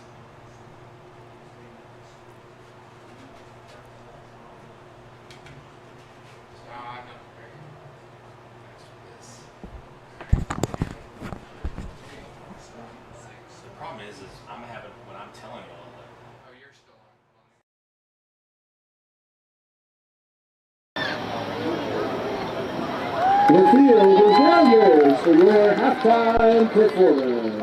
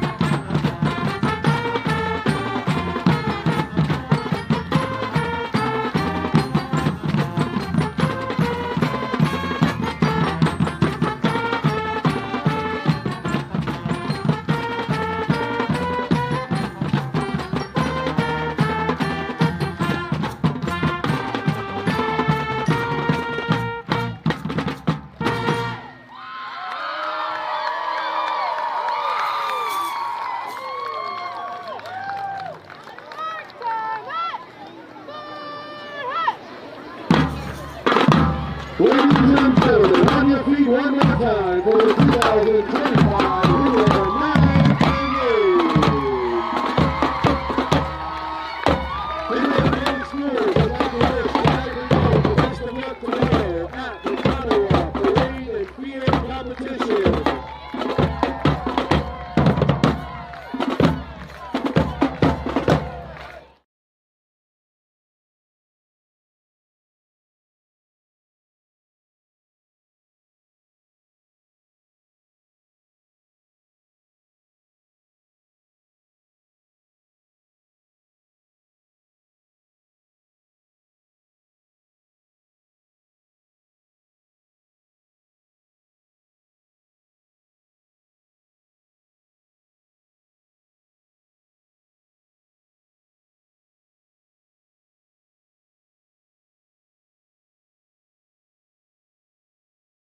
Ready, Brian? Yep, Brad, we're ready at Love Ford and Henryetta to get the best pricing, service, and the value like the Love Plus. A 15-year, 150,000-mile warranty plus lots more at no cost to you. Set, Brad. Yep, Brian, Love Ford in just a few months is set to pay off someone's loan who buys from us this year. Right before the Sooners win the Natty. So, are you ready to rumble? Oh yeah, we got way too much inventory. Go is the word. These vehicles gotta go. Yep, we have hundreds of new and pre-owned vehicles that gotta go. Go, go, go. We're busting out the seams. Everything is marked to sell fast. And you get the Love Plus. Ready to save? Ready to drive fun? Ready to drive adventure? Ready to drive your wife crazy? Ready to set Boomer? Ready, set, Love Ford. Are you ready? For the Love Ford Gotta Go sales event, then put a little gravel in your travel and get to Love Ford and Henryetta. Highway 75 and I-40 or go to iloveford.com. That's LUV, baby. Thanks, Charlie.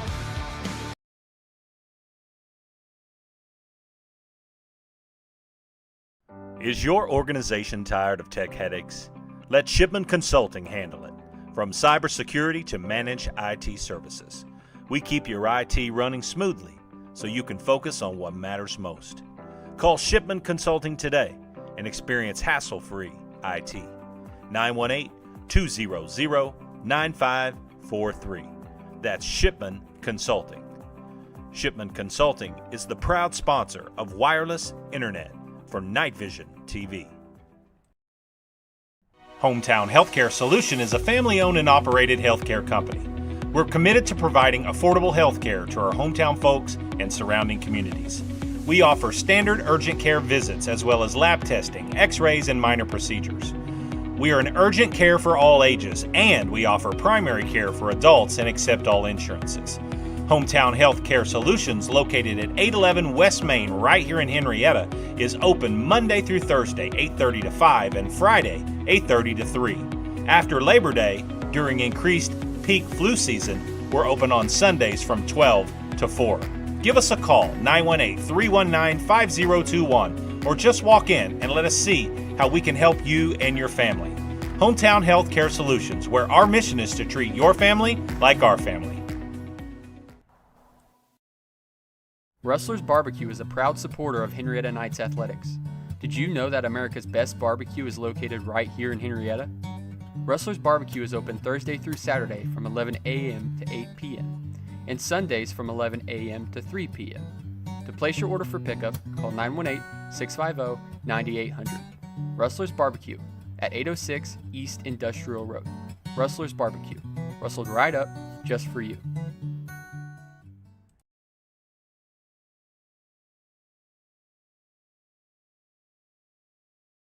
Principal Design is your school bond and storm shelter expert. As a full-service architecture firm, they specialize in K-12 education and county municipal facilities. From long-range master plans to safety and security, you can expect from your architect at Principal Design, or by calling them at 405-615-3454. That's 405-615-3454 for Principal Design.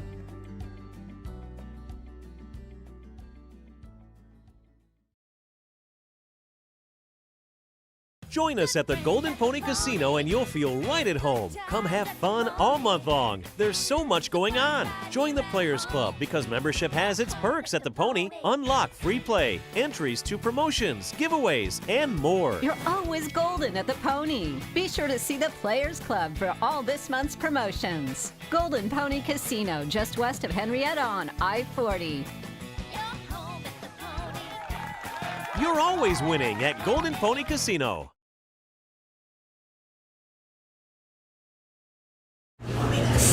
And welcome back out of halftime. Great performance there from our Night Brigade. Having trouble hearing myself. There we go. So we had the Night Brigade performance and also big announcement made by myself about this week's Clash of the Classes competition. And this is something that I want all you people at home to hear also. So we started this 3 years ago, in which this school spirit competition takes place the entire week. We broke it down into 3 categories, the first of which is dress-up day competitions that start on Monday and run all the way through today.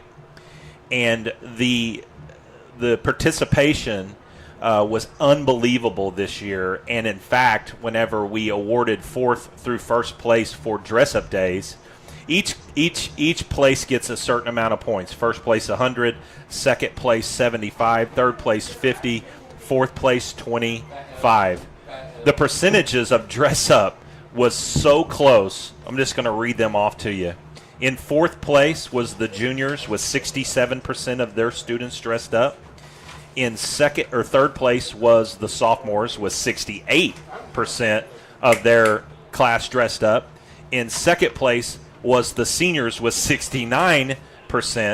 And in 1st place, the freshman class, our largest class at HHS this year, had 70%. So we went 67, 68, 69, and 70. So after the first competition, the freshmen are in the lead.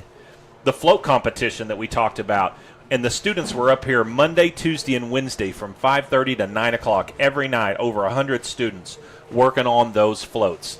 This year's theme was movie themes. The seniors chose Inside Out.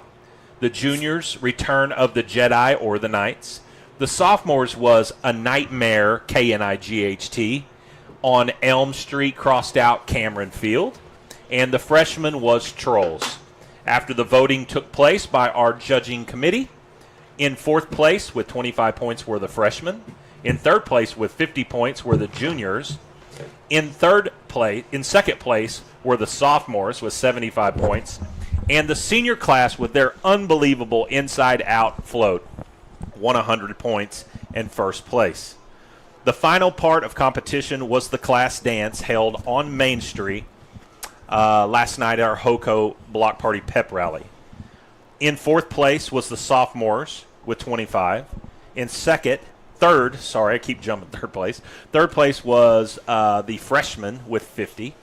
And in 2nd place was the seniors with 75, which means the juniors and their Star Wars themed dance won 1st place. So we actually had a different grade with a win in each category. When the dust settled, the sophomores finished 4th with 160. The juniors and freshmen actually tied for 2nd and 3rd for 175. And the senior class wins the 3rd annual Clash of the Classes. And they will receive a senior free skip day in which we'll load them up on a bus, take them somewhere in Tulsa, and let them enjoy the day together. The cheer boosters sold homecoming shirts. They donated all the profits to that. So all of the seniors that participated in the competition will get to go for free. So awesome week at HPS. And we are back to what we hope is an awesome second half. Jacob back on the call here for me. The kickoff to Wilburton is returned out to the 50. And one thing I want you people to know at home, as a guy that was a part of all of that, all of the things that happened this week, they're witnessing it. All those kids for 4.5 hours, 3 nights in a row, working on floats, working on dances. Not one teacher sponsor had to get onto a single kid. Man, it's crazy. Yeah, that's awesome. I mean, just goes to show, like, how incredible our student body is. I mean, and it's so competitive too. I mean, everybody understands, the gravity of it. So that's super awesome, Coach. Competitive but respectful is the best thing. And then just announcing it right there. Did you see the student section just all like hanging on every word? I like to try to string it out to like build excitement. I know the theater director around here, so little theater for you, drama. Speaking of theater, y'all got Annie coming up, huh? Oh, you just revealed the musical. No, don't even. For about half a second, you made my heart drop, but I made sure before I even said it, I was like, all right, everybody knows, cast list is out, everything like that. Oh, man. Boy, that was a crazy night. Man, my gosh, that just got to keep a tradition now. Handoff up the middle to Wilkett. He bounces it to the right, gets through a big hole out to the 35. We're going to get back to calling a football game here. Talking about school spirit competitions and musicals. But yes, you're right. Jacob, Annie coming in February from H-Town Theater. Are y'all doing a showcase first before it? Or after April like we did last year. All right, awesome. I was hoping otherwise. I've been excited. Yeah. Well, there's just so much going on. Our cheer squad, qualified for state, went last week and competed and did a great job. Our band is going every weekend. Football, softball had a great showing at regionals. Their season ended yesterday to a great Lindsay team. Their pitcher going to Arizona State. Oh, wow. Handoff over the left side down to the 35. They got beat in the finals by them by 5-1. Wow. But Coach Lee and her bunch, you called a lot of games with me last year. They were young. They were. Resilient, though. Only graduated 2 seniors in Rennie and Iney this year, so all their pitching back. We look for them to be even better next year. So pickup of 2 there on first down. 2nd and 8, ball at the 33.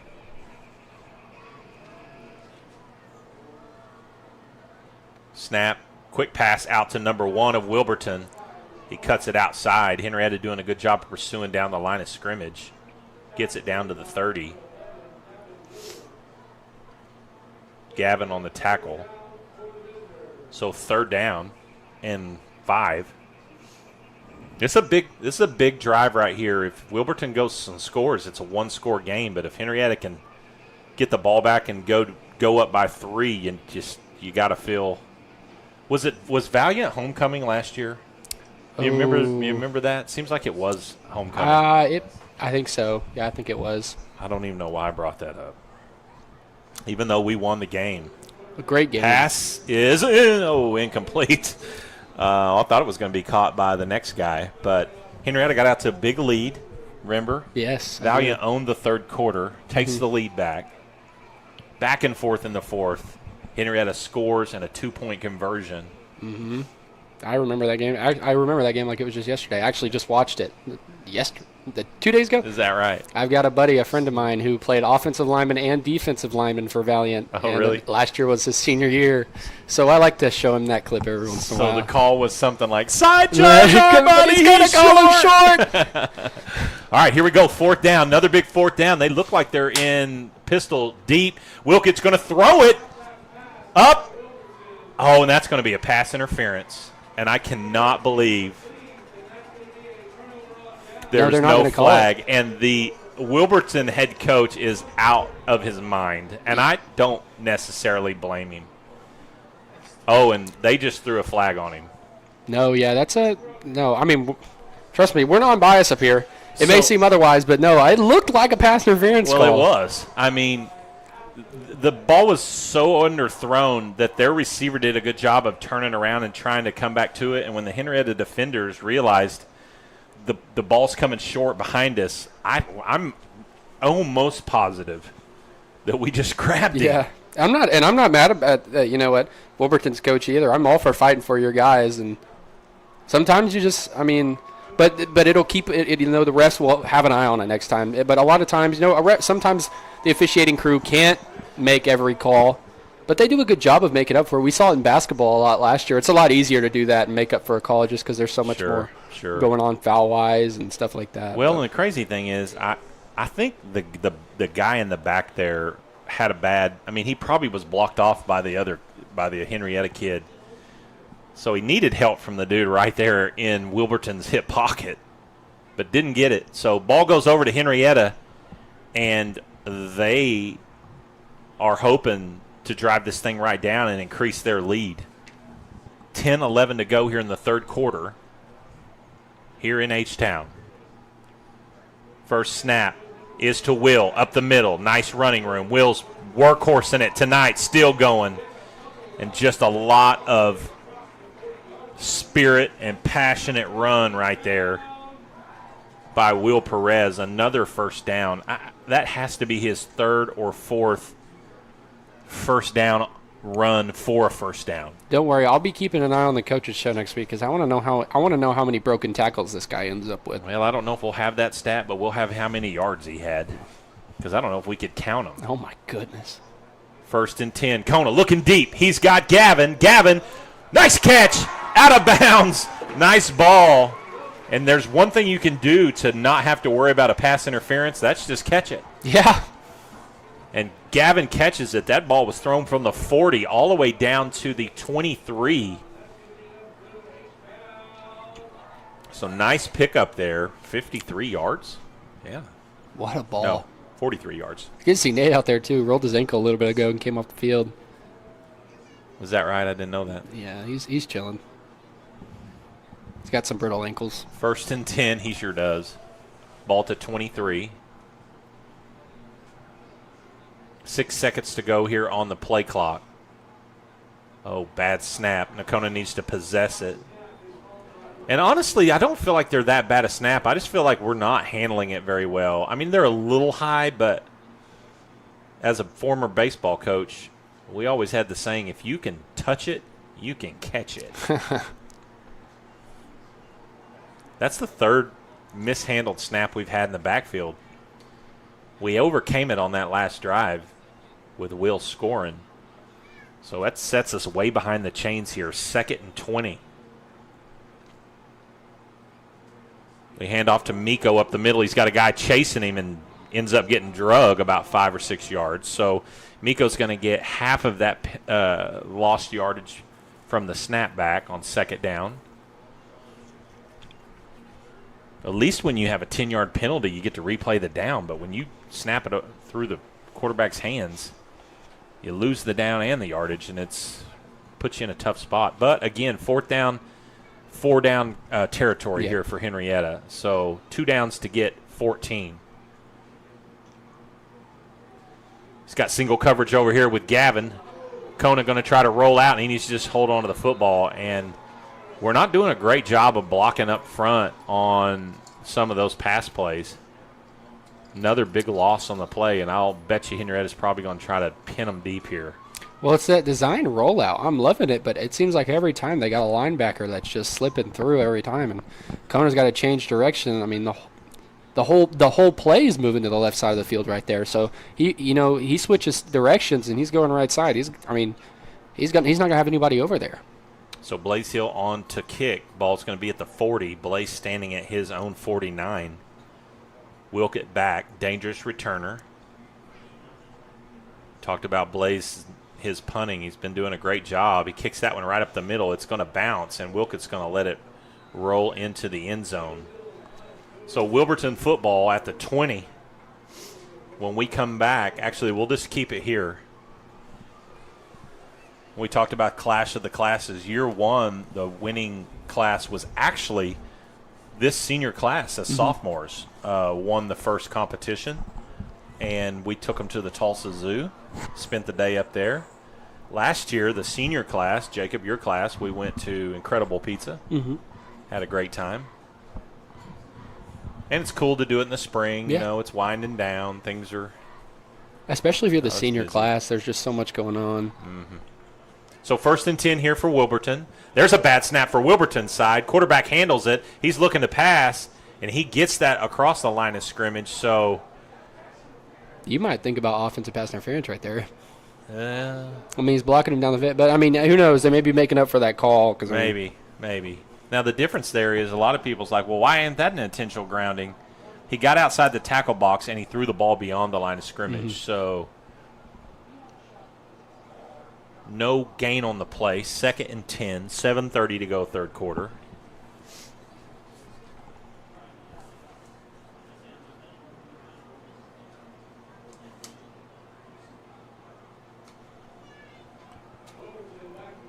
Pass caught by number 6 at the 25. I got some first half statistics sent to me. Hey. By Mr. Rick Morris. Papa Morris is always on top of it. Let's see here.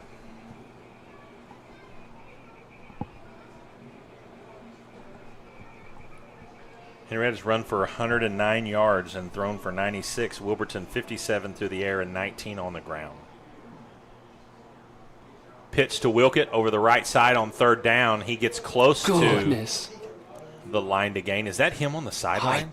No, it's not. No, it's not. But whoever is, ouch.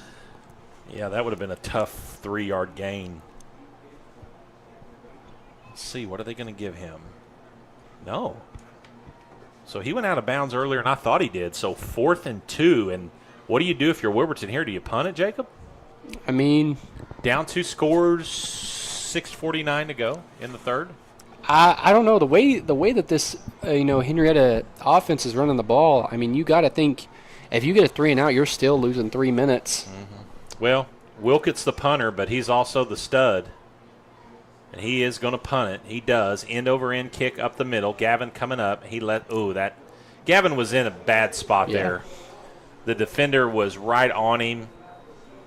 He couldn't come up and take it on that one hop like he's been doing all year long. And it was so low to get underneath it and try and fair catch it. Yeah. That angle, I mean, it bounced right off your chest plate, and then you're in trouble. For sure. And that ball just landed perfectly to bounce end over end and take a Wilburton bounce. But Henryetta gets the ball back at the 22, or we'll call it the 23. But, I mean, in all, if you're looking at clock management, the more field you have in this drive, if you can complete it, have a successful drive right here. I mean, it's just the ability to, run more time off the clock. My spot was bad on that. It's at the 16-yard line, I believe, or 17. Had my yard lines wrong. So Henryetta offense back out on the field. Love to see us get back to that ground game that we've had so much success with, which has opened up the big pass plays that we have had. There it is to Perez, trying to string it out to the outside. He's got Miko, big block at the point. Look out, Will trying to get around the corner, still going down the sideline. He gets out of bounds at about the 33. Miko just saying, grab that pink towel, bro, and I'm going to lead you the way. I'll tell you what, that's the perfect example. I was just thinking about that earlier. Our first snow, I'm hitting these boys up, and I'm investing in a set of skis, and they're going to be my transportation everywhere I go. Well, you better hope you're back home and not in Edmond. Gosh, yeah, that's true. They say we're supposed to get a bunch of snow this year, but I'll believe it when I see it. I mean, that's hard to believe. It's been the warmest October we've had in a minute. Well, yeah, it's only been 3 days. So. You know what? That's fair. All right, here we go. 1st and 10, 6:30 to go. First down there by Perez. Handoff to Joseph Cummings up the middle. He's hit low and high. Good job to hang on to the football right there. But it's a nice pickup of 3 or 4 from Joseph. Giving Will a little breather there. Henryetta, really 4 different running backs touching the football a lot this year. Miko, of course, Will. Jalen Lindsay has handled the ball in short yardage quite a bit. And then Joseph Cummings. Tell you what, I love that cowboy collar. Every time I see one of those, I just think of like rock and roll music or like a bald eagle screeching. Just something like just manly. Jack Del Rio. Yeah.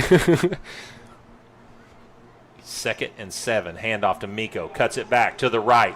Look out. Oh, that's going to be a holding penalty, and Hazen's tapping his chest. And Adler, doesn't like the call. We got a guy down on the play over there.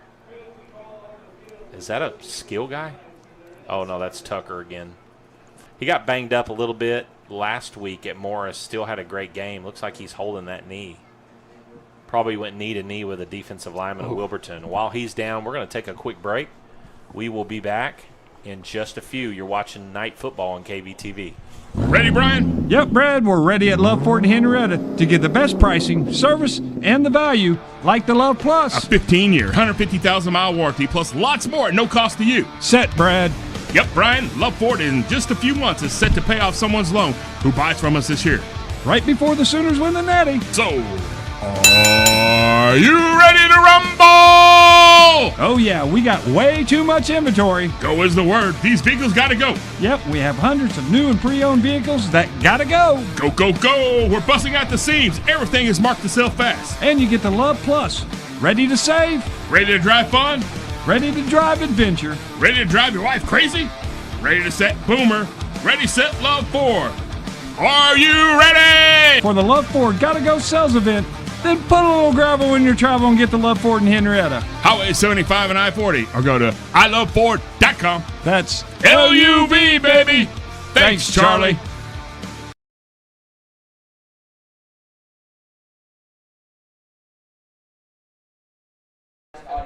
And welcome back here. Second and long for Henryetta. Football's flying everywhere here from the cheerleaders. Will Perez, run on the right side, breaks the tackle. He's got room. 40, 45, 50. Down the sideline, gets knocked out of bounds. Football's flying in the bleachers everywhere. I thought it was flags. Thank goodness it wasn't. Great run there by Will. And, you know, when Will gets into the past the line of scrimmage and he breaks that one tackle, he's a threat to go.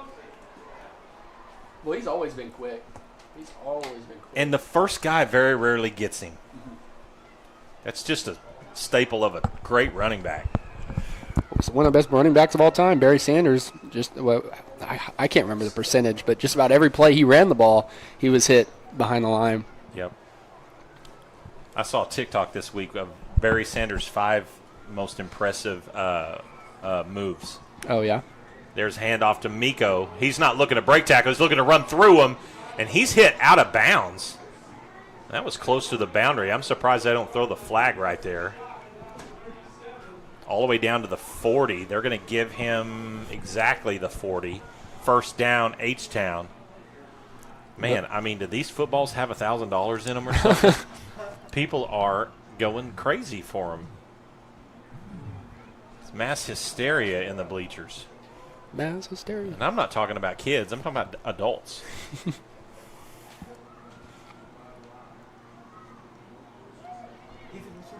First and 10. Still throwing them out. 40-yard line. Stockholm in motion. Snap. Handoff to Miko. Left. Drives it up the middle there. Wanted to get outside, but Wilburton did a good job of containing that edge. I mean, if you're Wilburton, what do you do here? I mean. Uh-oh. Mack Truck's got a low tire. So you said what was the deal with number 2 in the tackling in the state? Was he leading in tackles? He was leading in tackles. Well, I mean, you've pretty much. I mean, I know he's there, but he hasn't been the guy in the backfield. No, he hasn't. Every time. They've pretty much taken him out of the play. And unless we've been running that rollout play, he's been in the backfield maybe once or twice. They're coming with him. Nope, he backs out of it. Kona out to the right, looking, throws it back, crosses body. He's got Gavin, and Gavin just hurt feet. He also had Nady streaking down the sideline that I think he probably could have laid it up for him, but it was a good look by Nakona, but man, those are dangerous across your body over the middle. Yeah. Gavin had room if he was going to if he caught it. Yeah, they are dangerous. What do they call those, hospital balls? Yeah. Knock on wood. Yeah. 3rd and 8 in Wilburton territory. Give it to Will right here and get half of it back. Nope, we're going to throw it. And they're there. This little screen pass to Will. He's got open. Oh, there's Wilkett. And if Perez gets away from him, he's going to get the first down and more. So the leading tackler in the state makes a big one for Wilburton there. And that would make sense why, because that wasn't just going and finding somebody and hitting somebody. He stayed his assignment, stayed home. I mean, that was really impressive. That's a high IQ play right there. Great discipline. So 4th and 5. Henryetta going to go for it. Probably going to try to draw them off. They do not draw them off. Good discipline on both sides of the football. Adler signals in the play. I look for the pass here. Yep, here it comes. Going to roll out, looking, trying to buy time, still looking. Kona over the middle, and he's got Tyson, and Tyson just mistimed his jump. He jumped a little too early and was on his way down, and the ball just right at the top of his helmet or fingertips. So, nothing to hang your head about there, bub.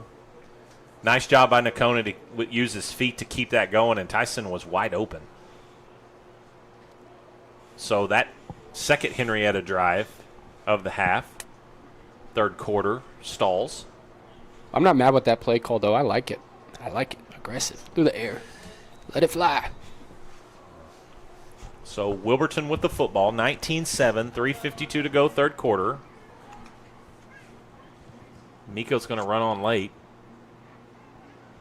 Wilburton looking to pass their own. Throws the ball up. Gavin's got his eyes on it. Look out here. Both of them go up, Williams and Wilkett. Well, if it's both of them have possession, it's going to be. It's going to be go to the offense, yes. That's the right call. I mean, I think both kids went up, but Wilkett.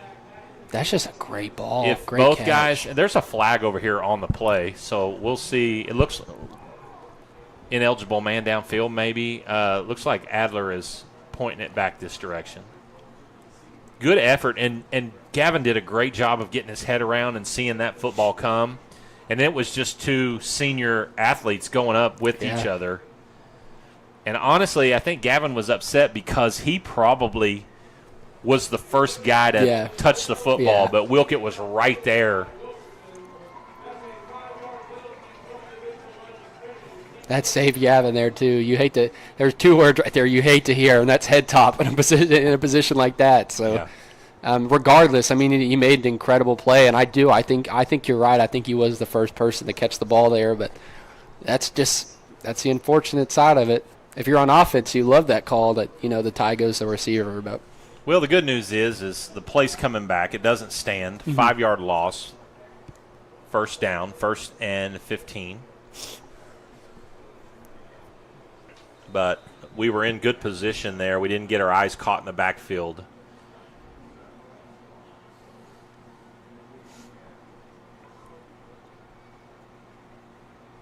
So 1st and 15 here.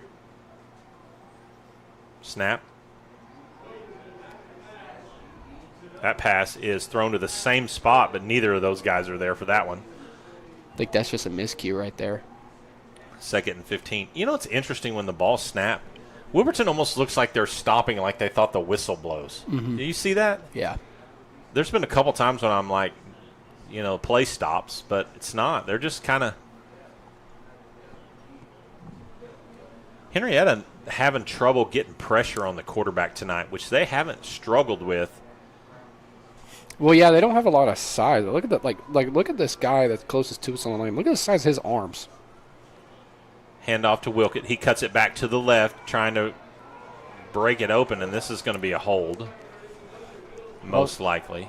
Well, the guy I just talked about, I think, is who's got the hold.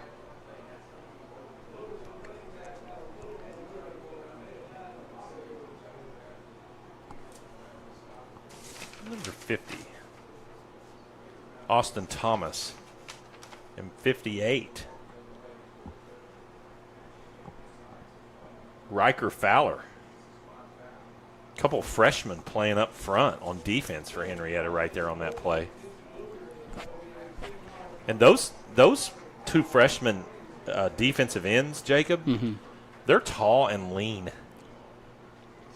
You saying for Henryetta or yes, for yes, 50 and 58. 50 and 58. Both of them were in on that play. See 58 standing down here? Oh, yeah, I do. Those are some Dan Cody looking dudes. Do you remember Dan Cody? I do not. Go look up Dan Cody passes out. He's a defensive end for OU. Oh, if it's a DN, I should know that. I'm disappointed in myself. Here we go. 2nd and long. Pump fake. We got pressure right there. Blaze Hill. Ball out on the ground. And number 18, Blaze Hill, with a big sack and strip. And the ball comes out. And I don't know. Did Henryetta recover it? I didn't even know the ball was out. I was just celebrating Blaze's sack. I'm over here trying to find your Dan Cody guy. He literally is going crazy on the sideline. It'll be a clip of him on the sideline during a game. He's just leading, going crazy, yelling and screaming, and then everybody breaks, and he stands there and he just starts wobbling and just passes out. His arms are huge. Golly. Yeah, he's a big guy. All right, 3rd and 2 miles. Fakes it up the middle. Quarterback keeping it, but he's got 4 Henryetta guys, and he just wisely slides down at the 10. Number 12 was like, nope, this probably won't work out well for me. It was a pretty slide, though. Braden Gross-Nicholas. So 4th and forever. And Wilburton's going to be punting from their own goal line. So Gavin just needs to rechannel that interception vision he had into a punt return.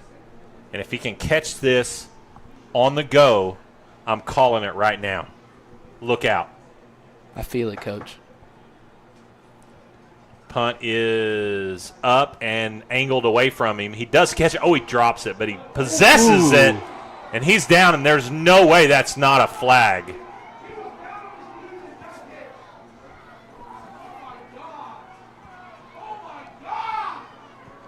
And Coach Turner's going crazy on the sideline. And we're going to get a sideline warning.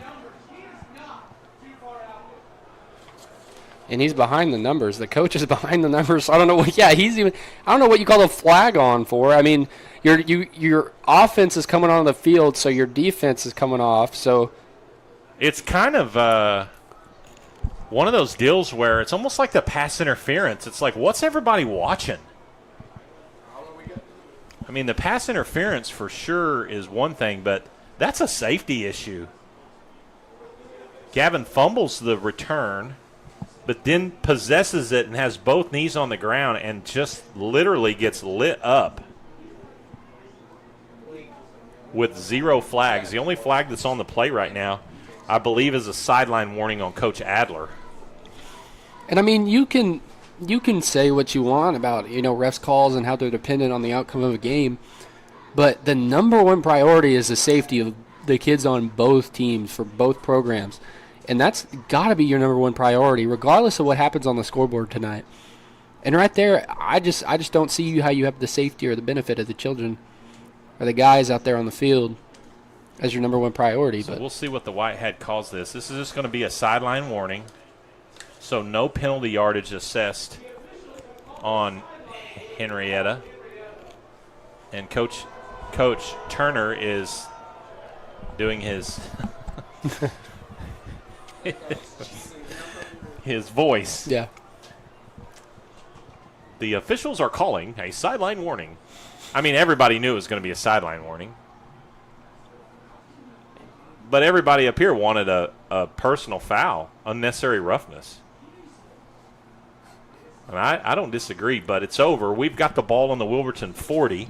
1:48 to go here in the third quarter. Our offense needs to drive down and make this a 3-score game. And what better way to do it than to give it that guy right there, and that's a horse collar tackle. And the guy that should have called the other one was like, I'm not missing that one. We'll take it. There's actually 2 on the play, so they may have got both of them. Hopefully it's not a holding and a horse collar. I'm not sure why we're talking to the guys that didn't throw a flag. This conversation looks like 2 penalties. And it may both be on the defense. I don't know. But if it's on Henryetta and Wilburton, we know there's a horse collar. So personal foul, horse collar tackle on Wilburton. And that is the only signal. It was just thrown by 2 different officials. My critique of this crew so far, great job on the hats, but your pink flags don't match. I mean, we need to get those lined out a little bit here. I'm sure you can get a pack of 3 at, like, Academy or something. That marches the ball all the way down to the 20-yard line, so it'll be 1st and 10 Henryetta. Official writing down Academy, pack of 3, dark pink.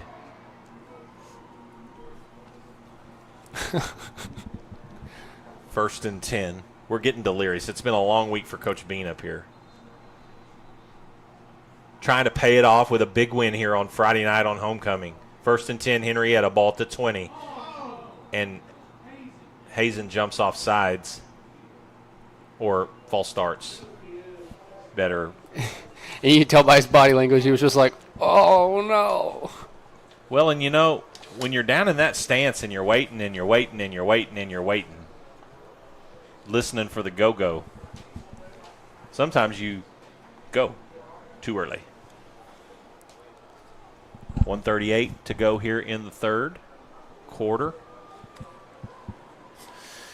So Henryetta behind the chains here, but we don't need to abandon the run here, man. Well, we just need to get it back to reasonable within 2 plays. Hand off to Perez, and nice job there.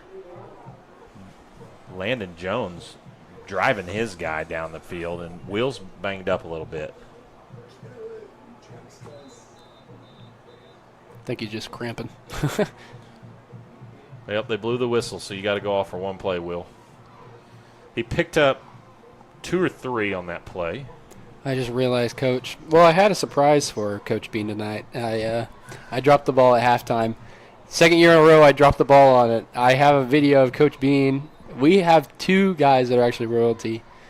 Coach Bean also won Homecoming King back in '93, and I actually at least had the video this year, but unfortunately we did not get it on stream. But it's all right. I feel like we might get it in there. 2 Homecoming Kings in the booth at KVTV. We could do it. We could do it in between quarters, I bet. Kona back to pass, looking, throws out into the flat to Nady. My dad's losing his mind, I guarantee it. Yeah, I can't. He's actually pretty calm. Oh, his shoulder. What was the current Coach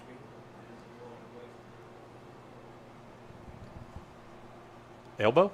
No, he did something to his shoulder where like now it's like super. He's supposed to be wearing a brace for it when he plays, but it doesn't look cool enough. So well, you would think it'd be underneath his pads, so who cares, right? 3rd and 4, call it 13.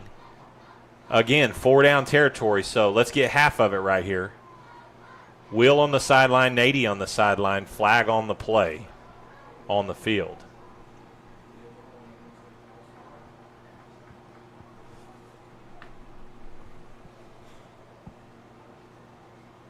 So we're waiting for the call from the official. Oh, Henryetta calls timeout right before, I guess the play clock was getting close to zeros. Coach Adler with his eyes on that. So, yeah, 2 Homecoming Kings in the booth. That's a good point, Jacob. I forgot about that. Lincoln, you know the difference between you and me as Homecoming King? I could say a lot. He said I could say a lot. I kissed the queen. Oh, yeah. I didn't want to get punched, Coach. Don't worry, I edited that part out. Yeah, me and my dad were sitting there, and well, we'll cut it about here. It was very gentlemanlike. Yeah, very gentlemanlike. Of course, the young lady that won the Homecoming Queen was like my sister, which that didn't sound very good, actually. And I'm sure, because I've already got a message from her dad, Dr. David Warden, talking about our sideline efforts, at least, on our deal. Sometimes you want to go rewind to what you just said. No, I got you. She wasn't my sister. No, of course. We were just great friends. No, for sure. But back in the day, in the 90s, you won Homecoming King and Queen, you kissed. Yeah. That's just what happened. I wasn't informed of this. But I respect what you didn't do. What I did. So the ball's going to be spotted out to the 30. Henryetta did get the timeout. I feel like we lost yardage. Yeah. Maybe there was a penalty. I think there was a penalty. Well, I thought we got the timeout. That's why we called timeout, trying to avoid the penalty. Adler and the ref are discussing. I think Coach Adler's saying I called timeout to avoid the delay, but I never saw a signal for delay a game, did you? I did not. Well, this third quarter is coming kind of to a drag here. We were speeding right through it, and it seems like it's taken 20 minutes to play the last 2 or 3. Lots of conversation going on the field between the officials.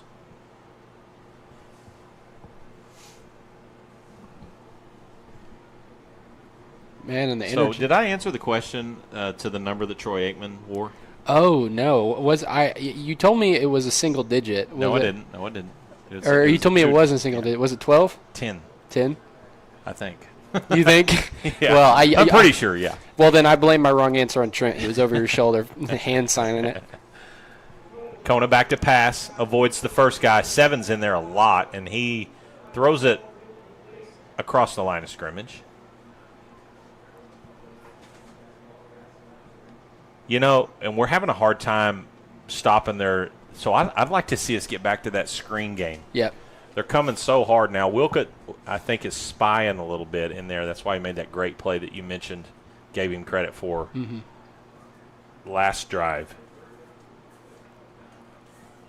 So it looks like Blaze is going to come onto the field, which we're at the 29. So I don't really know. We're just going to run real quick. Maybe try to draw him off. Nope. We're going to give it a whirl. Little screen to Gavin. He's got a space. He's running. Look out. Wide open. 10, 5, untouched. Touchdown, H-Town. What a play call. 4th and 20? Yeah, 4th and 20. It looks like it. Yeah, it says it right there, 4th and 20. Instead, it goes for a 30-yard score. And I mean, it was just you're waiting. It was a standstill. And it was go. And you were right. They're sending so much pressure. They have so many guys over our O-line that, I mean, it was the right play call. Boy, Gavin had eyes for the end zone right there. And had burners, too. He had a guy on his tail that was chasing him, and I don't think the guy was ready for 11 speed. You didn't get replay on that, did you? Did you? We'll watch it right after this extra point. That's all right. We'll take the 5 yards. Blaze can knock it through if he hits it right.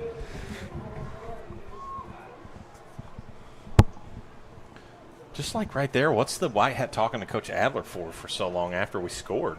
I'm not sure. He was like, Adler was just like, stand here for just 5 more seconds. We got something cooking. So the wide receiver screen, bubble screen, works to perfection. Another bad snap. Blaze looking. He's going to pass it. And it is no good. So let's look at that play right here again. 30-yard touchdown pass on 4th and 20. Kona right there in the gun. I'm going to kind of call it back to you. Just looks to his left, zips it right there to Brother. He's got blockers out there, and at that point right there, Gavin saw it. And, man, he just – number 3 could have very easily made that tackle, and I think he got misled by Gavin's speed a little bit. Just full strides to the promised land. And Ella, with the night vision camera, is right down there in the corner. So I'm wondering what that's going to look like next week in the hype video. Y'all have had some cool shots this year. Some cool shots. 25-7, 49 seconds to go here in the third quarter. And not going to get the cart before the horse here, but Henryetta knocking on the door of finishing homecoming off the way you're supposed to.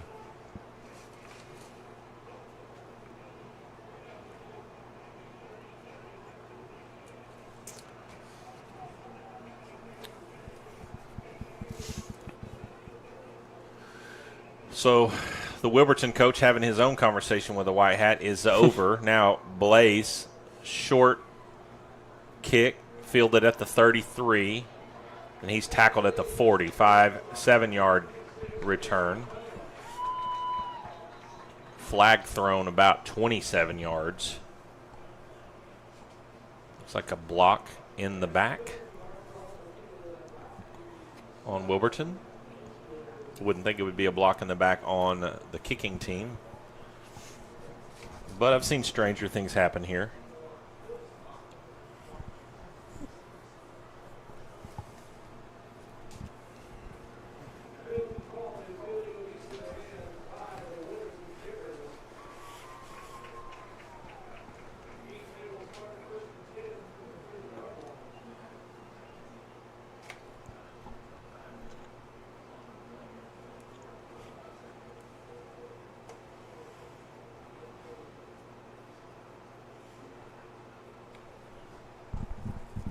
And still, it's like, goodness gracious, this third quarter has been so sluggish.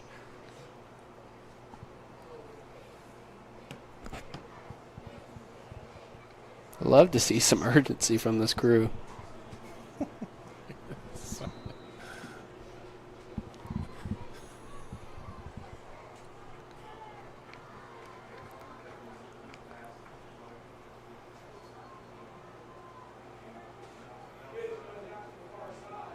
Sorry, back to play. I'm sitting here responding. Wilburton on the carry, Wilkett, and he's tackled for a big loss. Great job by the Henryetta defense there. And, man, I mean, with the resume that this guy had coming into the game, hats off to this Henryetta defense so far. They've definitely won the line of scrimmage. 1,000%. Clock running, 20 seconds to go here in the third. Is Jeff's email on there? All right. We'll do it at the end of the third. 2nd and 13.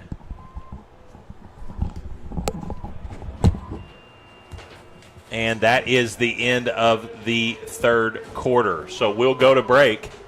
We'll be right back for the fourth quarter. Henryetta leads at 25-7 over Wilburton on homecoming night. You're watching KV TV. Principal Design is your school bond and storm shelter expert. As a full-service architecture firm, they specialize in K-12 education and county municipal facilities. From long-range master plans to safety and security, you can expect from your architect at Principal Design, or by calling them at 405-615-3454. That's 405-615-3454 for Principal Design.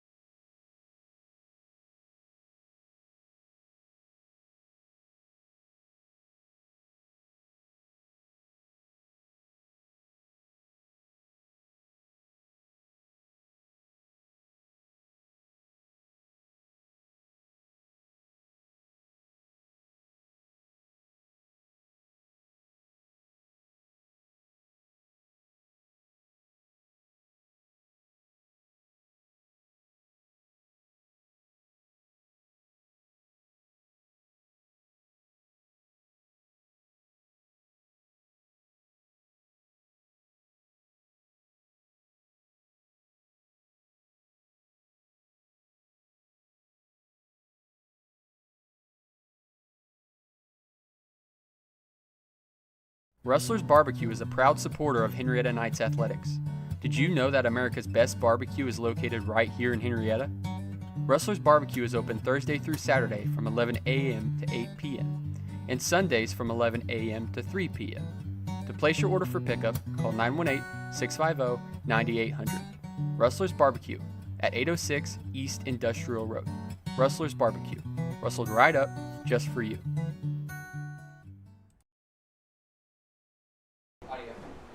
And welcome back. Officials still conferring. I do not know what they're talking about. I think what it is, I think they heard you. They're upset about their mismatched pink flags. They're a little upset. They're like, yeah. They've got the whole month of October, and so they're trying to coordinate it. And the other thing I'm looking at, look at the down marker. Did they not lose 4 or 5 yards on the Wilkett run on first down? Yeah, they did, because I was talking about how we were giving a hats off to the defense. And that's where the ball is spotted. The ball is spotted otherwise, but they don't. It doesn't look like they know what the yardage was on that play. So while we've got time here, Jacob worked his tail off for you guys to see this. 1993. Wanda Bean, Rick Bean, if you're watching, look at this good looking. Every girl's crazy about a sharp dress man. Yeah, baby. Big 5'7" right there. Not my sister, Heather Warden. And it was cut off, so we have no proof of the kiss. I can vouch for you. Good job, Jacob. I appreciate that. I tried to do that last year, and I was like, I'm going to hold to my promise this year and get it done. KVTV has – we got sideline reporting. We got clips from 1993. You cannot say that we're not up in our game. Right now we need to up the down marker, or actually we need to back it up. What are we doing here?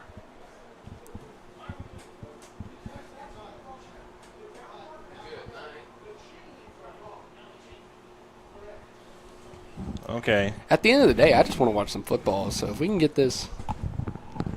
So I think they're still going to be behind the chains. It's just a matter of where the football was spotted.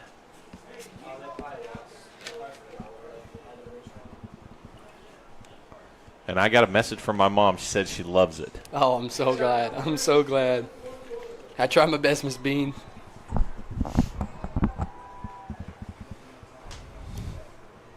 So the ball is spotted at the 27. 2nd and 13. Gross Nicholas back to pass. Looking's got a guy bearing down on him. Over the middle. Clayton's right there, and that ball is almost caught. He got a hand on it, though. He did. I think he disrupted it just enough. Number 1 for Wilburton coming back across the field, Dylan Clark, junior wide receiver, almost made a nice play.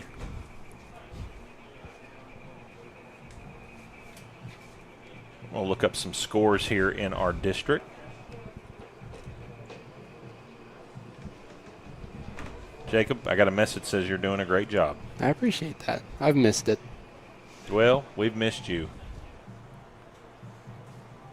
3rd and 13. Dropping back to pass. Gross Nicholas, he's got pressure. Heel right there on him. Hazen getting held. That pass is incomplete. Incomplete there, so that'll bring up 4th down. So good job by the Henryetta defense, who have been so solid all night long. All except for that one little slip tied in up the seam there that gave them a 7-0 lead, and Henryetta has responded with 25 unanswered. Going to go to Class 2A2 here. So Wilburton 4th down. We'll give you some scores from the district here after hopefully change of possession. Gavin Williams, who scored that last touchdown on 4th and 20, back to receive the punt. That ball is up, and he fair catches it at the 43. So from our district, Valiance over Spiro in the 4th quarter, 48-14. So they're going to improve to 5-0 on the year. And that'll set up a big one next week. Not in our district, but the team that beat Henryetta, Beggs, is down to Davis 51-0. Whoa. Late in the 3rd quarter, Atoka 35, Morris 26. And the last one would be Vian 42 over Antlers, 42-8 over Antlers. So a lot of those scores, what you would think they would be. Mm-hmm. The Morris-Atoka game was probably the biggest question mark game. I was impressed by how Morris played. I don't think their record shows how good of a team they are. Yep, they're scrappy. They are. They really are scrappy. Joseph Cummings with a nice pickup right there on 1st down, picks up 3 on the play. Joseph's done a nice job tonight spelling Will a little bit. Mm-hmm. Giving him a couple plays off. And up 25-7, Henryetta searching for the district points. I believe you can get 15 every game. So as long as you're up by 15, you get that in case of a tiebreaker. 2nd and 7, handoff to Joseph again. Nice job cutting it up the field to pick up positive yardage again. And good job hanging on to the football with that cowboy collar on you talked about. Actually, they don't give him but maybe a gain of 1. So 3rd and 7. What'd they do with Miko? He hobbled off. Remember Yeah. we were talking about having a low tire. So I wonder if he didn't get ankled up a little bit.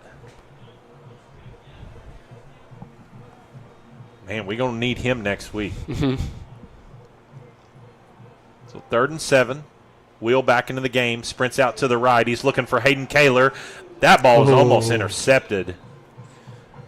And then almost caught.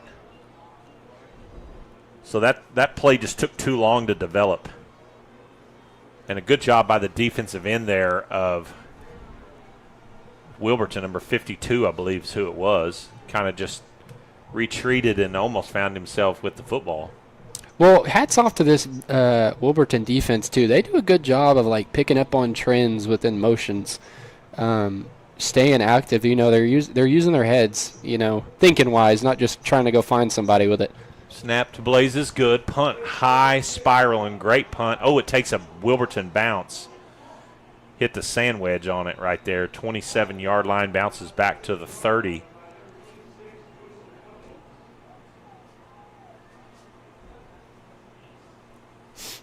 See, they're going to spot it at the 30. 10 minutes to go in the ball game. Henryetta up 25-7. Trying to go 2-0 in district play and 4-1 on the season. Which, again, not getting that cart before the horse. If they can hang on here, what a game we'll have in Valiant next week. So Wilburton football, Gross Nicholas, the quarterback in the gun. He's looking. They're looking. Intercepted by Hayden Kaler. Breaks a tackle. Trying to get it around another guy. Nady's running out of the way instead of blocking. They were going to run hook and ladder. Yeah, they were. And It's he actually just called hook and lateral, by the way. But he literally, I mean, like ripped it out with one hand. That was a one-handed interception there. Great job, HK.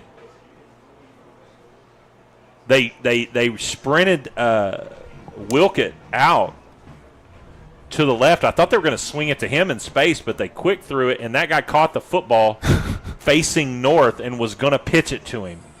But Hayden Kaler said, "Not so fast, my friend, and not in H-Town, baby." So ball goes back over to Henryetta. Big turnover there. Looking to drive that nail here. Ball at the 30. Will in the game. Nakona looking. He's got a guy wide open running down. Oh, did he underthrow him? Oh, and it's tipped. And then Nady couldn't come up with it. Flag on the play. That'd probably be a hold. It's a good thing Nady didn't catch it. That'd have been a big disappointment. So it is a holding, 10-yard penalty on Henryetta. Would love to see them run the same route scheme, but instead of Nady running that flag route, fake that flag and bust it over the middle. Because I think we were running a crosser and then like a little flat, which gave Nady the whole back quadrant there to try to get separation. So if they could double move it outside to inside, I'm going to call it. He's going to be wide open. And it may be, looks like Blazin Davis wide out over here. So two freshmen on the field at the wideout position. No, we hand it off to Will Perez. Who just spins. Man, he just put another guy right on his butt. I mean. Man, just a great run. You know, we don't ever talk about this. We don't do players of the game because this is a team sport. Right. But number 3 he's kind of put dudes on his shoulders a little bit tonight.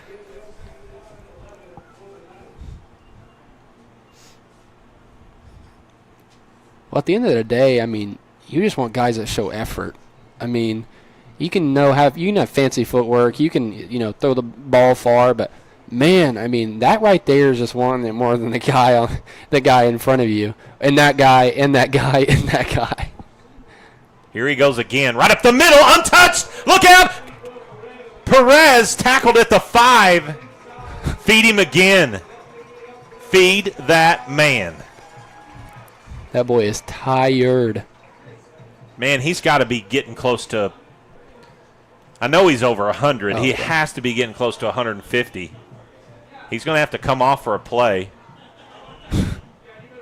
Looks like he's got a sore back. I mean, if I was taking hits like that too, I would. Well, he ain't been hitting the back very much, I can promise you that. He's hitting everybody in the front. 1st and goal, handoff. Joseph Cummings trying to get into the pay dirt. He is short at the 1-yard line. According to all the offensive linemen we scored, but it's not going to happen. Let's see if they leave Joseph in and give him a little treat.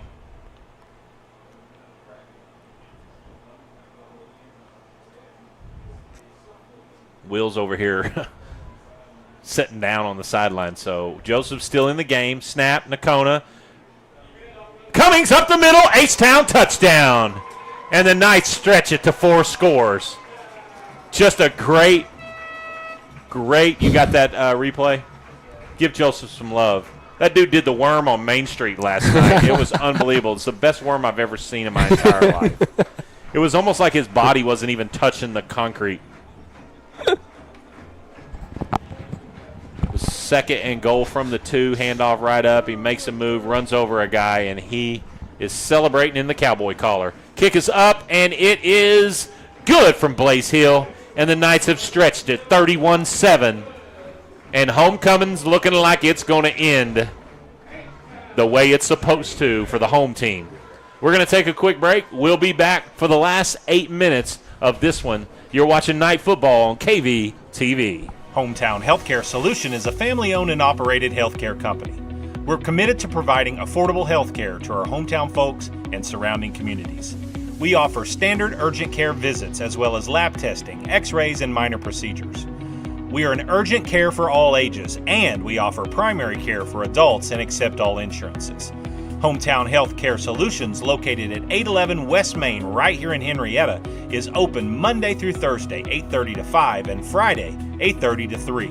After Labor Day, during increased peak flu season, we're open on Sundays from 12 to 4.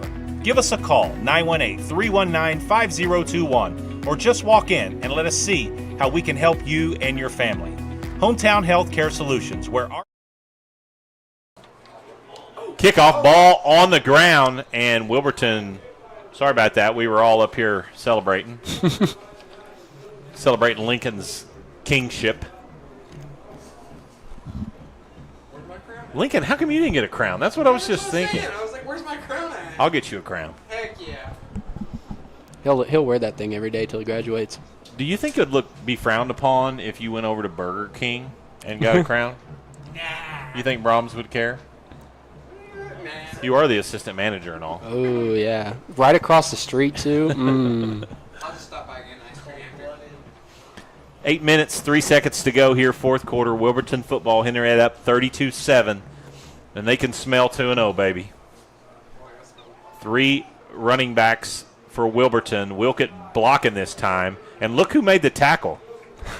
Joseph Cummings. Joseph is a strong lad. He's built. He's playing well tonight. Showing that depth Henryetta has, and Henrietta's running some young guys out on the field.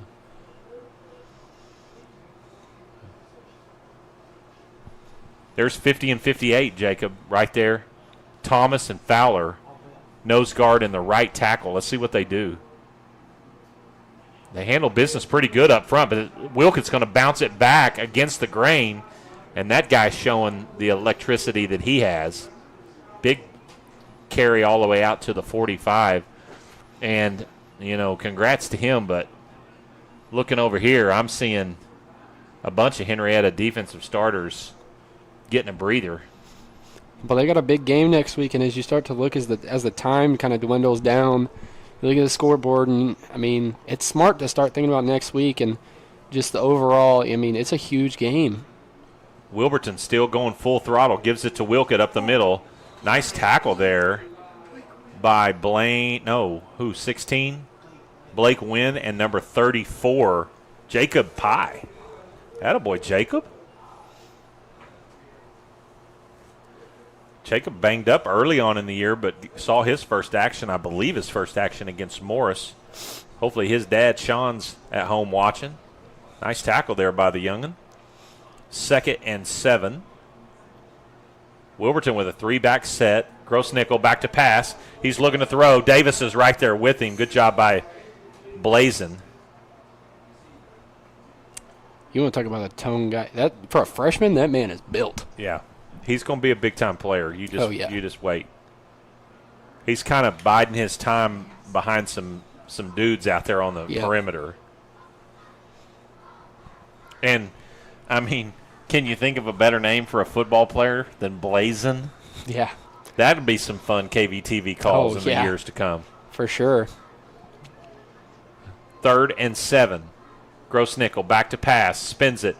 Looking, throws it over the middle. Blazin makes a move on it. Look out. He may get the door right here. KVTV, get by that guy. Down the sideline and out of bounds. Number 7, freshman Blazin Davis. And the heart rate monitors in the booth bounced off the ceiling right there because I was going to, create it organically as it happened. Oh, just KVTV up here, just manifesting plays left and right. Great move. Can you run it again? Yeah. Look at the move that Blazin makes on this football. He's trailing the guy just by a step or two, but he's got his eyes where they need to be.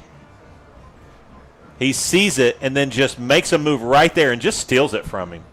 I thought if he could get by that guy right there, we would find out if Mom and Dad named him appropriately. But I think he's still going to prove us. And this is a young bunch coming in here for Henryetta. Oh, goodness gracious. Handoff to Joseph. All of the Henryetta starters down now. Gavin Chamberlain, another freshman quarterback, JV quarterback on the field.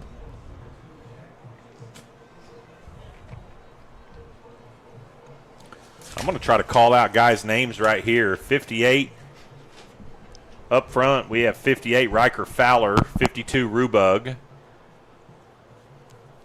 Blake Wynn, number 16. Chamberlain quarterbacking. Like number 88, Tristan Tedder. Number 12, Alex Clayton. 22, Blaine Morgan.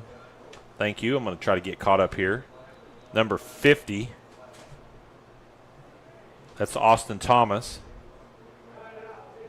64, Lane Leslie. I think I've got everybody that's on the field, giving those guys some much deserved love.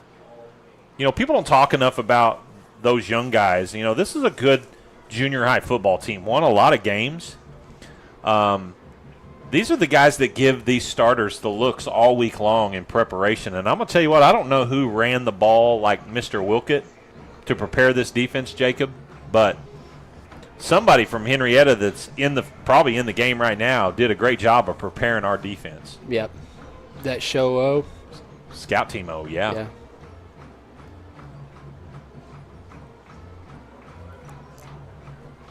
And you can't say enough about just the freshman contribution in the big moments. Whelan had a great first half. Great first half. Just a fingertip away from having another big one here in the second. And you gotta kind of attribute that too to kind of the change in momentum. Mm-hmm. He had a big part in that. Because when that started, we were down 7-0. Yep. So clock running, 5:09. Actually, it's not running. Chamberlain going to keep it over the left side. Look at the blocking right there by Joseph. And Chamberlain tackled out of bounds to the 50. Man, if this was a good game, the Henryetta crowd would have erupted on that right there because he was tackled out of bounds. Yeah, those wrap-up tackles like that are always scary. I'm glad he's doing all right. Blazin Davis also on the field at wide receiver. He was in a boot 2 days ago. Blazin Davis was? Yeah. Doing what? Like limping in a boot. Do you know what he did, too? I think it's just been a nagging injury is what I thought Coach Adler said, but he looked good a while ago. Chamberlain, he's going to try to get it to Blazin, just overthrows it. Hits the official right in the knee. Too high for our guy and too low for the official. So incomplete pass brings up 4th and 5, 4:45. And, boys, I don't know about y'all. I'm about ready for this week to be over. Yeah. I need an ice cream. You said what? I need an ice cream. You need an ice cream. Lincoln said he needs an ice cream. Lincoln needs an ice cream. I thought he said I need an itch cream. I was like, what in the world? So 4th down, we'll see what Henryetta does if they're going to go for it or try to punt. Looks like we're going to go for it. Might as well. Chamberlain going to keep it around the left side, and he does a good job of trying to stay on his feet. Our young bunch playing hard right there. We're going to get stopped short on downs. So the ball go back over to Wilburton. 4:39 to go. 32-7 is your score. Coach Adler's bunch. Are we going to try to go to a post-game interview? What do y'all think? I mean, it was pretty cool. Is Jeff and Kylie around? Yeah.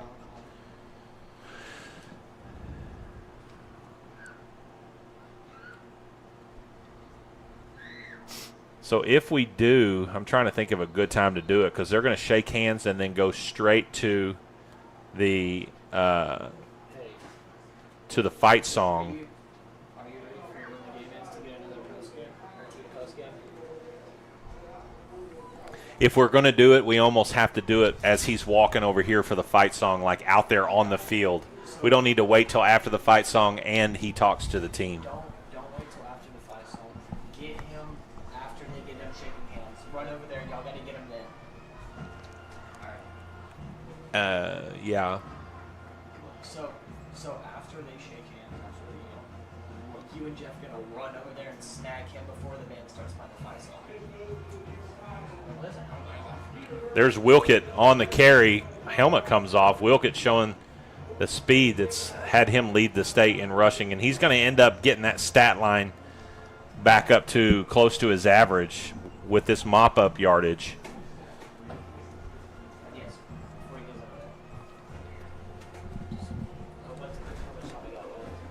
Tell Kylie I'm going to text her her question. He's gonna text you your question. So be ready. All right, bye. All right.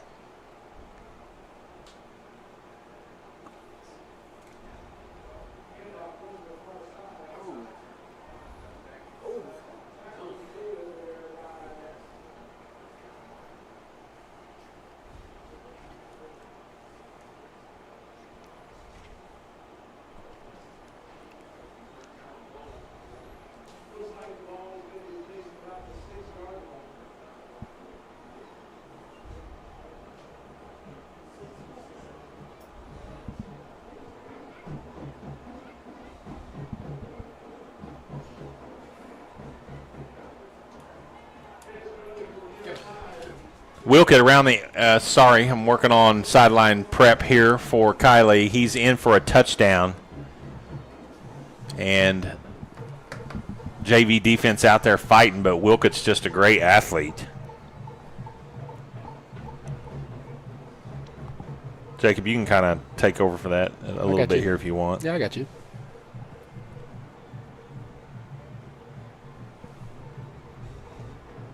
I think this is fun. I don't know a lot of these younger guys, so getting to see a lot of new faces, I think that's fun. It's like a whole new team I'm getting to watch. So Wilburton's kicker here for the PAT. It was high, but it's going to be good. Makes your score Henryetta 32, Wilburton 14. Your time is 2 minutes and 55 seconds left here in the fourth. I mean, it's really dragged out here in the second half, but I mean, coming down to the closing minutes now, you got to think less than 3 minutes left. Henryetta here is going to run it a couple times, let that play clock run down, and send us home with a W. Yeah, 2:55. You know, the 32-14 score is going to look a little bit closer than it really has been. Wilburton, until that drive there, other than the big play early on, Henrietta's defense just bottled them up really well. Really proud of our kids. Yeah, they stayed assigned. They were really aggressive. Nobody shied away from contact all night on both sides of the ball. Really fast, again, on both sides of the ball, quick. Hitting hole. We were filling holes instantly. I mean, all around, I think this was just a clean day. There were not very many penalties. They stayed sound, head-wise, no John, anything like that. I mean, it was a great game all around. I think this is a huge win for Adler and his crew. Moving on, before a huge game next week against Valiant. That game's going to be just like last year, where it's going to come down to serious standings within the conference. Onside kick. Yeah. Landon Honeycutt Jones on the hands team right in the middle.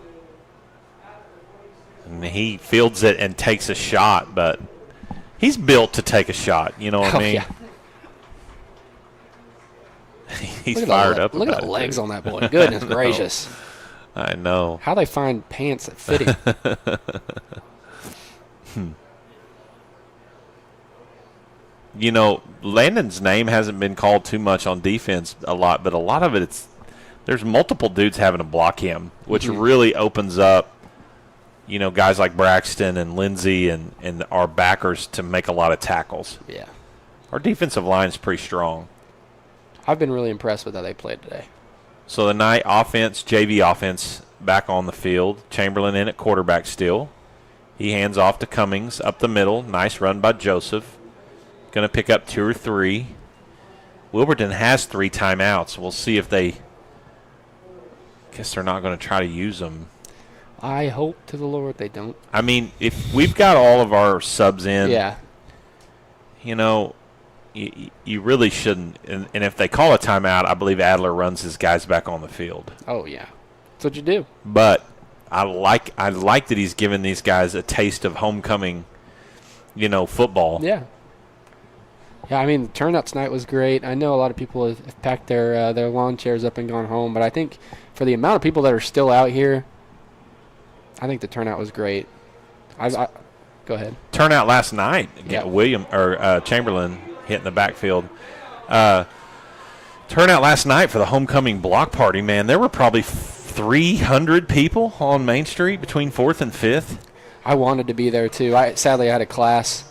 I had a class in the afternoon, or not in the afternoon. I had class this morning. Yeah. That restricted me from coming home. But yeah, it seemed like it was a lot of fun. I kind of got FOMO seeing all your dances and stuff like that on Facebook. But yeah. Once again, shout out to the class of 05 celebrating 20 years, graduated from Henryetta High School. Class of 75, 50 years graduated. Man. They graduated a year before I was born. Not to make them feel old.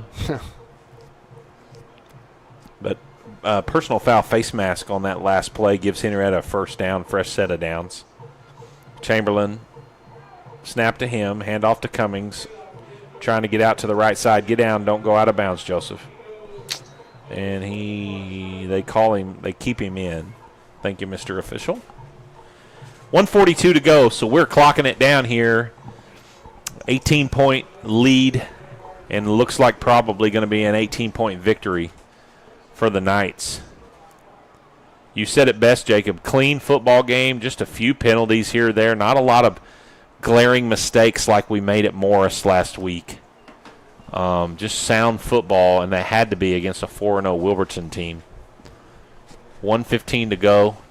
2nd and 4. One more first down, and that's all we're going to need. They're going to run. Look at this discipline here. They're going to run the play clock down to 3. Looks like another face mask. And the guy from the back over there is warming up his arm. He's going to have to run some foul poles and get some ice on that thing at the end of the night. Yeah, and I don't think. I mean, it's the White Hats' call, isn't it? And I don't think he wanted to call it. I think that's what they're talking about. Is just like, man, run the clock out. But there you go. There's your first down right there. Personal foul, face mask, second one of the drive. So that is going to pretty much do it. And we're going to see, is he up and running down there?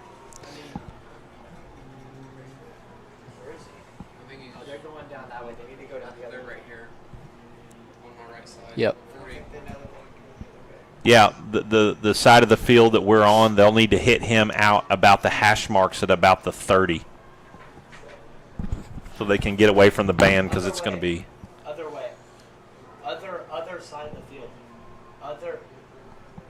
Just right where you are at, just other side of the field. Like, Coach B, what hash mark? To the hash marks out there at about the 30, 35. Adler's going to walk out there to the H and then start that way. We need to catch him out there at least where you see the hash marks. Yeah.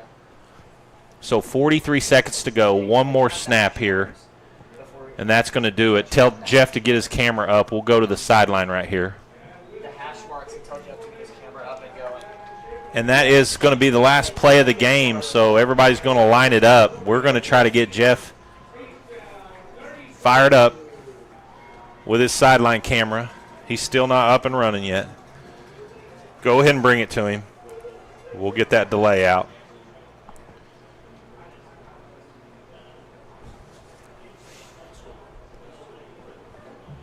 So we're still up here.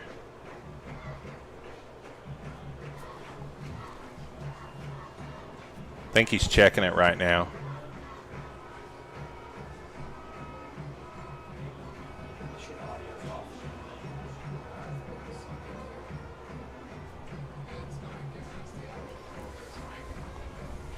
Let me call him, tell him to check his plug. Hey, tell him it's still not on. Hey, man, make sure all those cords are good. Tell him it's still not on. I got it.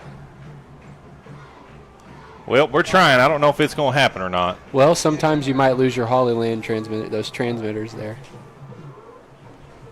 I wonder if he ran out of battery. There's a good chance. Yep. Let me see. Here, let me see what the channel's looking like on here. I don't have his option for a microphone, so his transmitter. No, your transmitter's dead. Mine? How? It says no video on it. That's how you know your transmitter's dead down there. His transmitter goes. We found Is his transmitter off? wait. Have him check his transmitter, see if it's on. And if it's on and they're connected, it'll say 4K video or something like 4K HD on. Are you here. talking to somebody, Trent? Yeah, Kylie. No, you're not. She's not even on her phone. She has an earbud in, I thought. Go. Even though we're not going to get it. We're not getting. I think you can, but we're not getting. Do we know what the hash marks mean? You know what? We're going to have to just kill it. So we're trying. We're trying to do it. We're going to teach a little bit better how we do the post game. We're going to do the post game out at midfield next. So anyway, thank you guys for joining us for tonight's big win. Jacob, buddy, it's great to have you back in the booth tonight. Thanks for having me, Coach. Keep doing your thing in college. Listen, I appreciate it. Everybody that's watching, make sure you're promoting, hitting the subscribe button. I mean, it's such a big deal just seeing those numbers rack up, seeing the viewership rack up. Keep sharing, keep using the hashtags. I can attribute pretty much, I mean, all of my success or everything that's been placed in front of me within, chasing my dreams to all of this and the opportunity that Coach Bean, Mr. Price, Coach Leader, all of our sponsors, every single one of our viewers, every single one of our athletes, our student body, couldn't thank them enough. I mean, this is such a great program, such a great opportunity for our students, and I encourage anybody that has the opportunity to do so.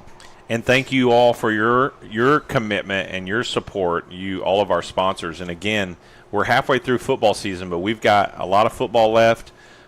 We've got basketball and wrestling coming up, the spring sports. So if you want to jump in kind of, a quarter of the way into the year, we'd love to have you help us increase our reach, increase our equipment. We thank you. Trent, good job running the stream tonight. King, good job running the camera. We appreciate Kylie, our sideline reporter down there. Wish we could have got that at the end, but we'll get that worked out next time. And Jeff on our sideline cam. This has been a KVTV production. Old and new, graduated and still in school. Jacob and I are both graduated. Thanks for joining us. Happy homecoming. Big win, 32-14 over Wilburton. You guys have a great weekend. KVTV out. Thank you for watching Night Vision TV, your source for Henryetta athletics, powered by Love Ford.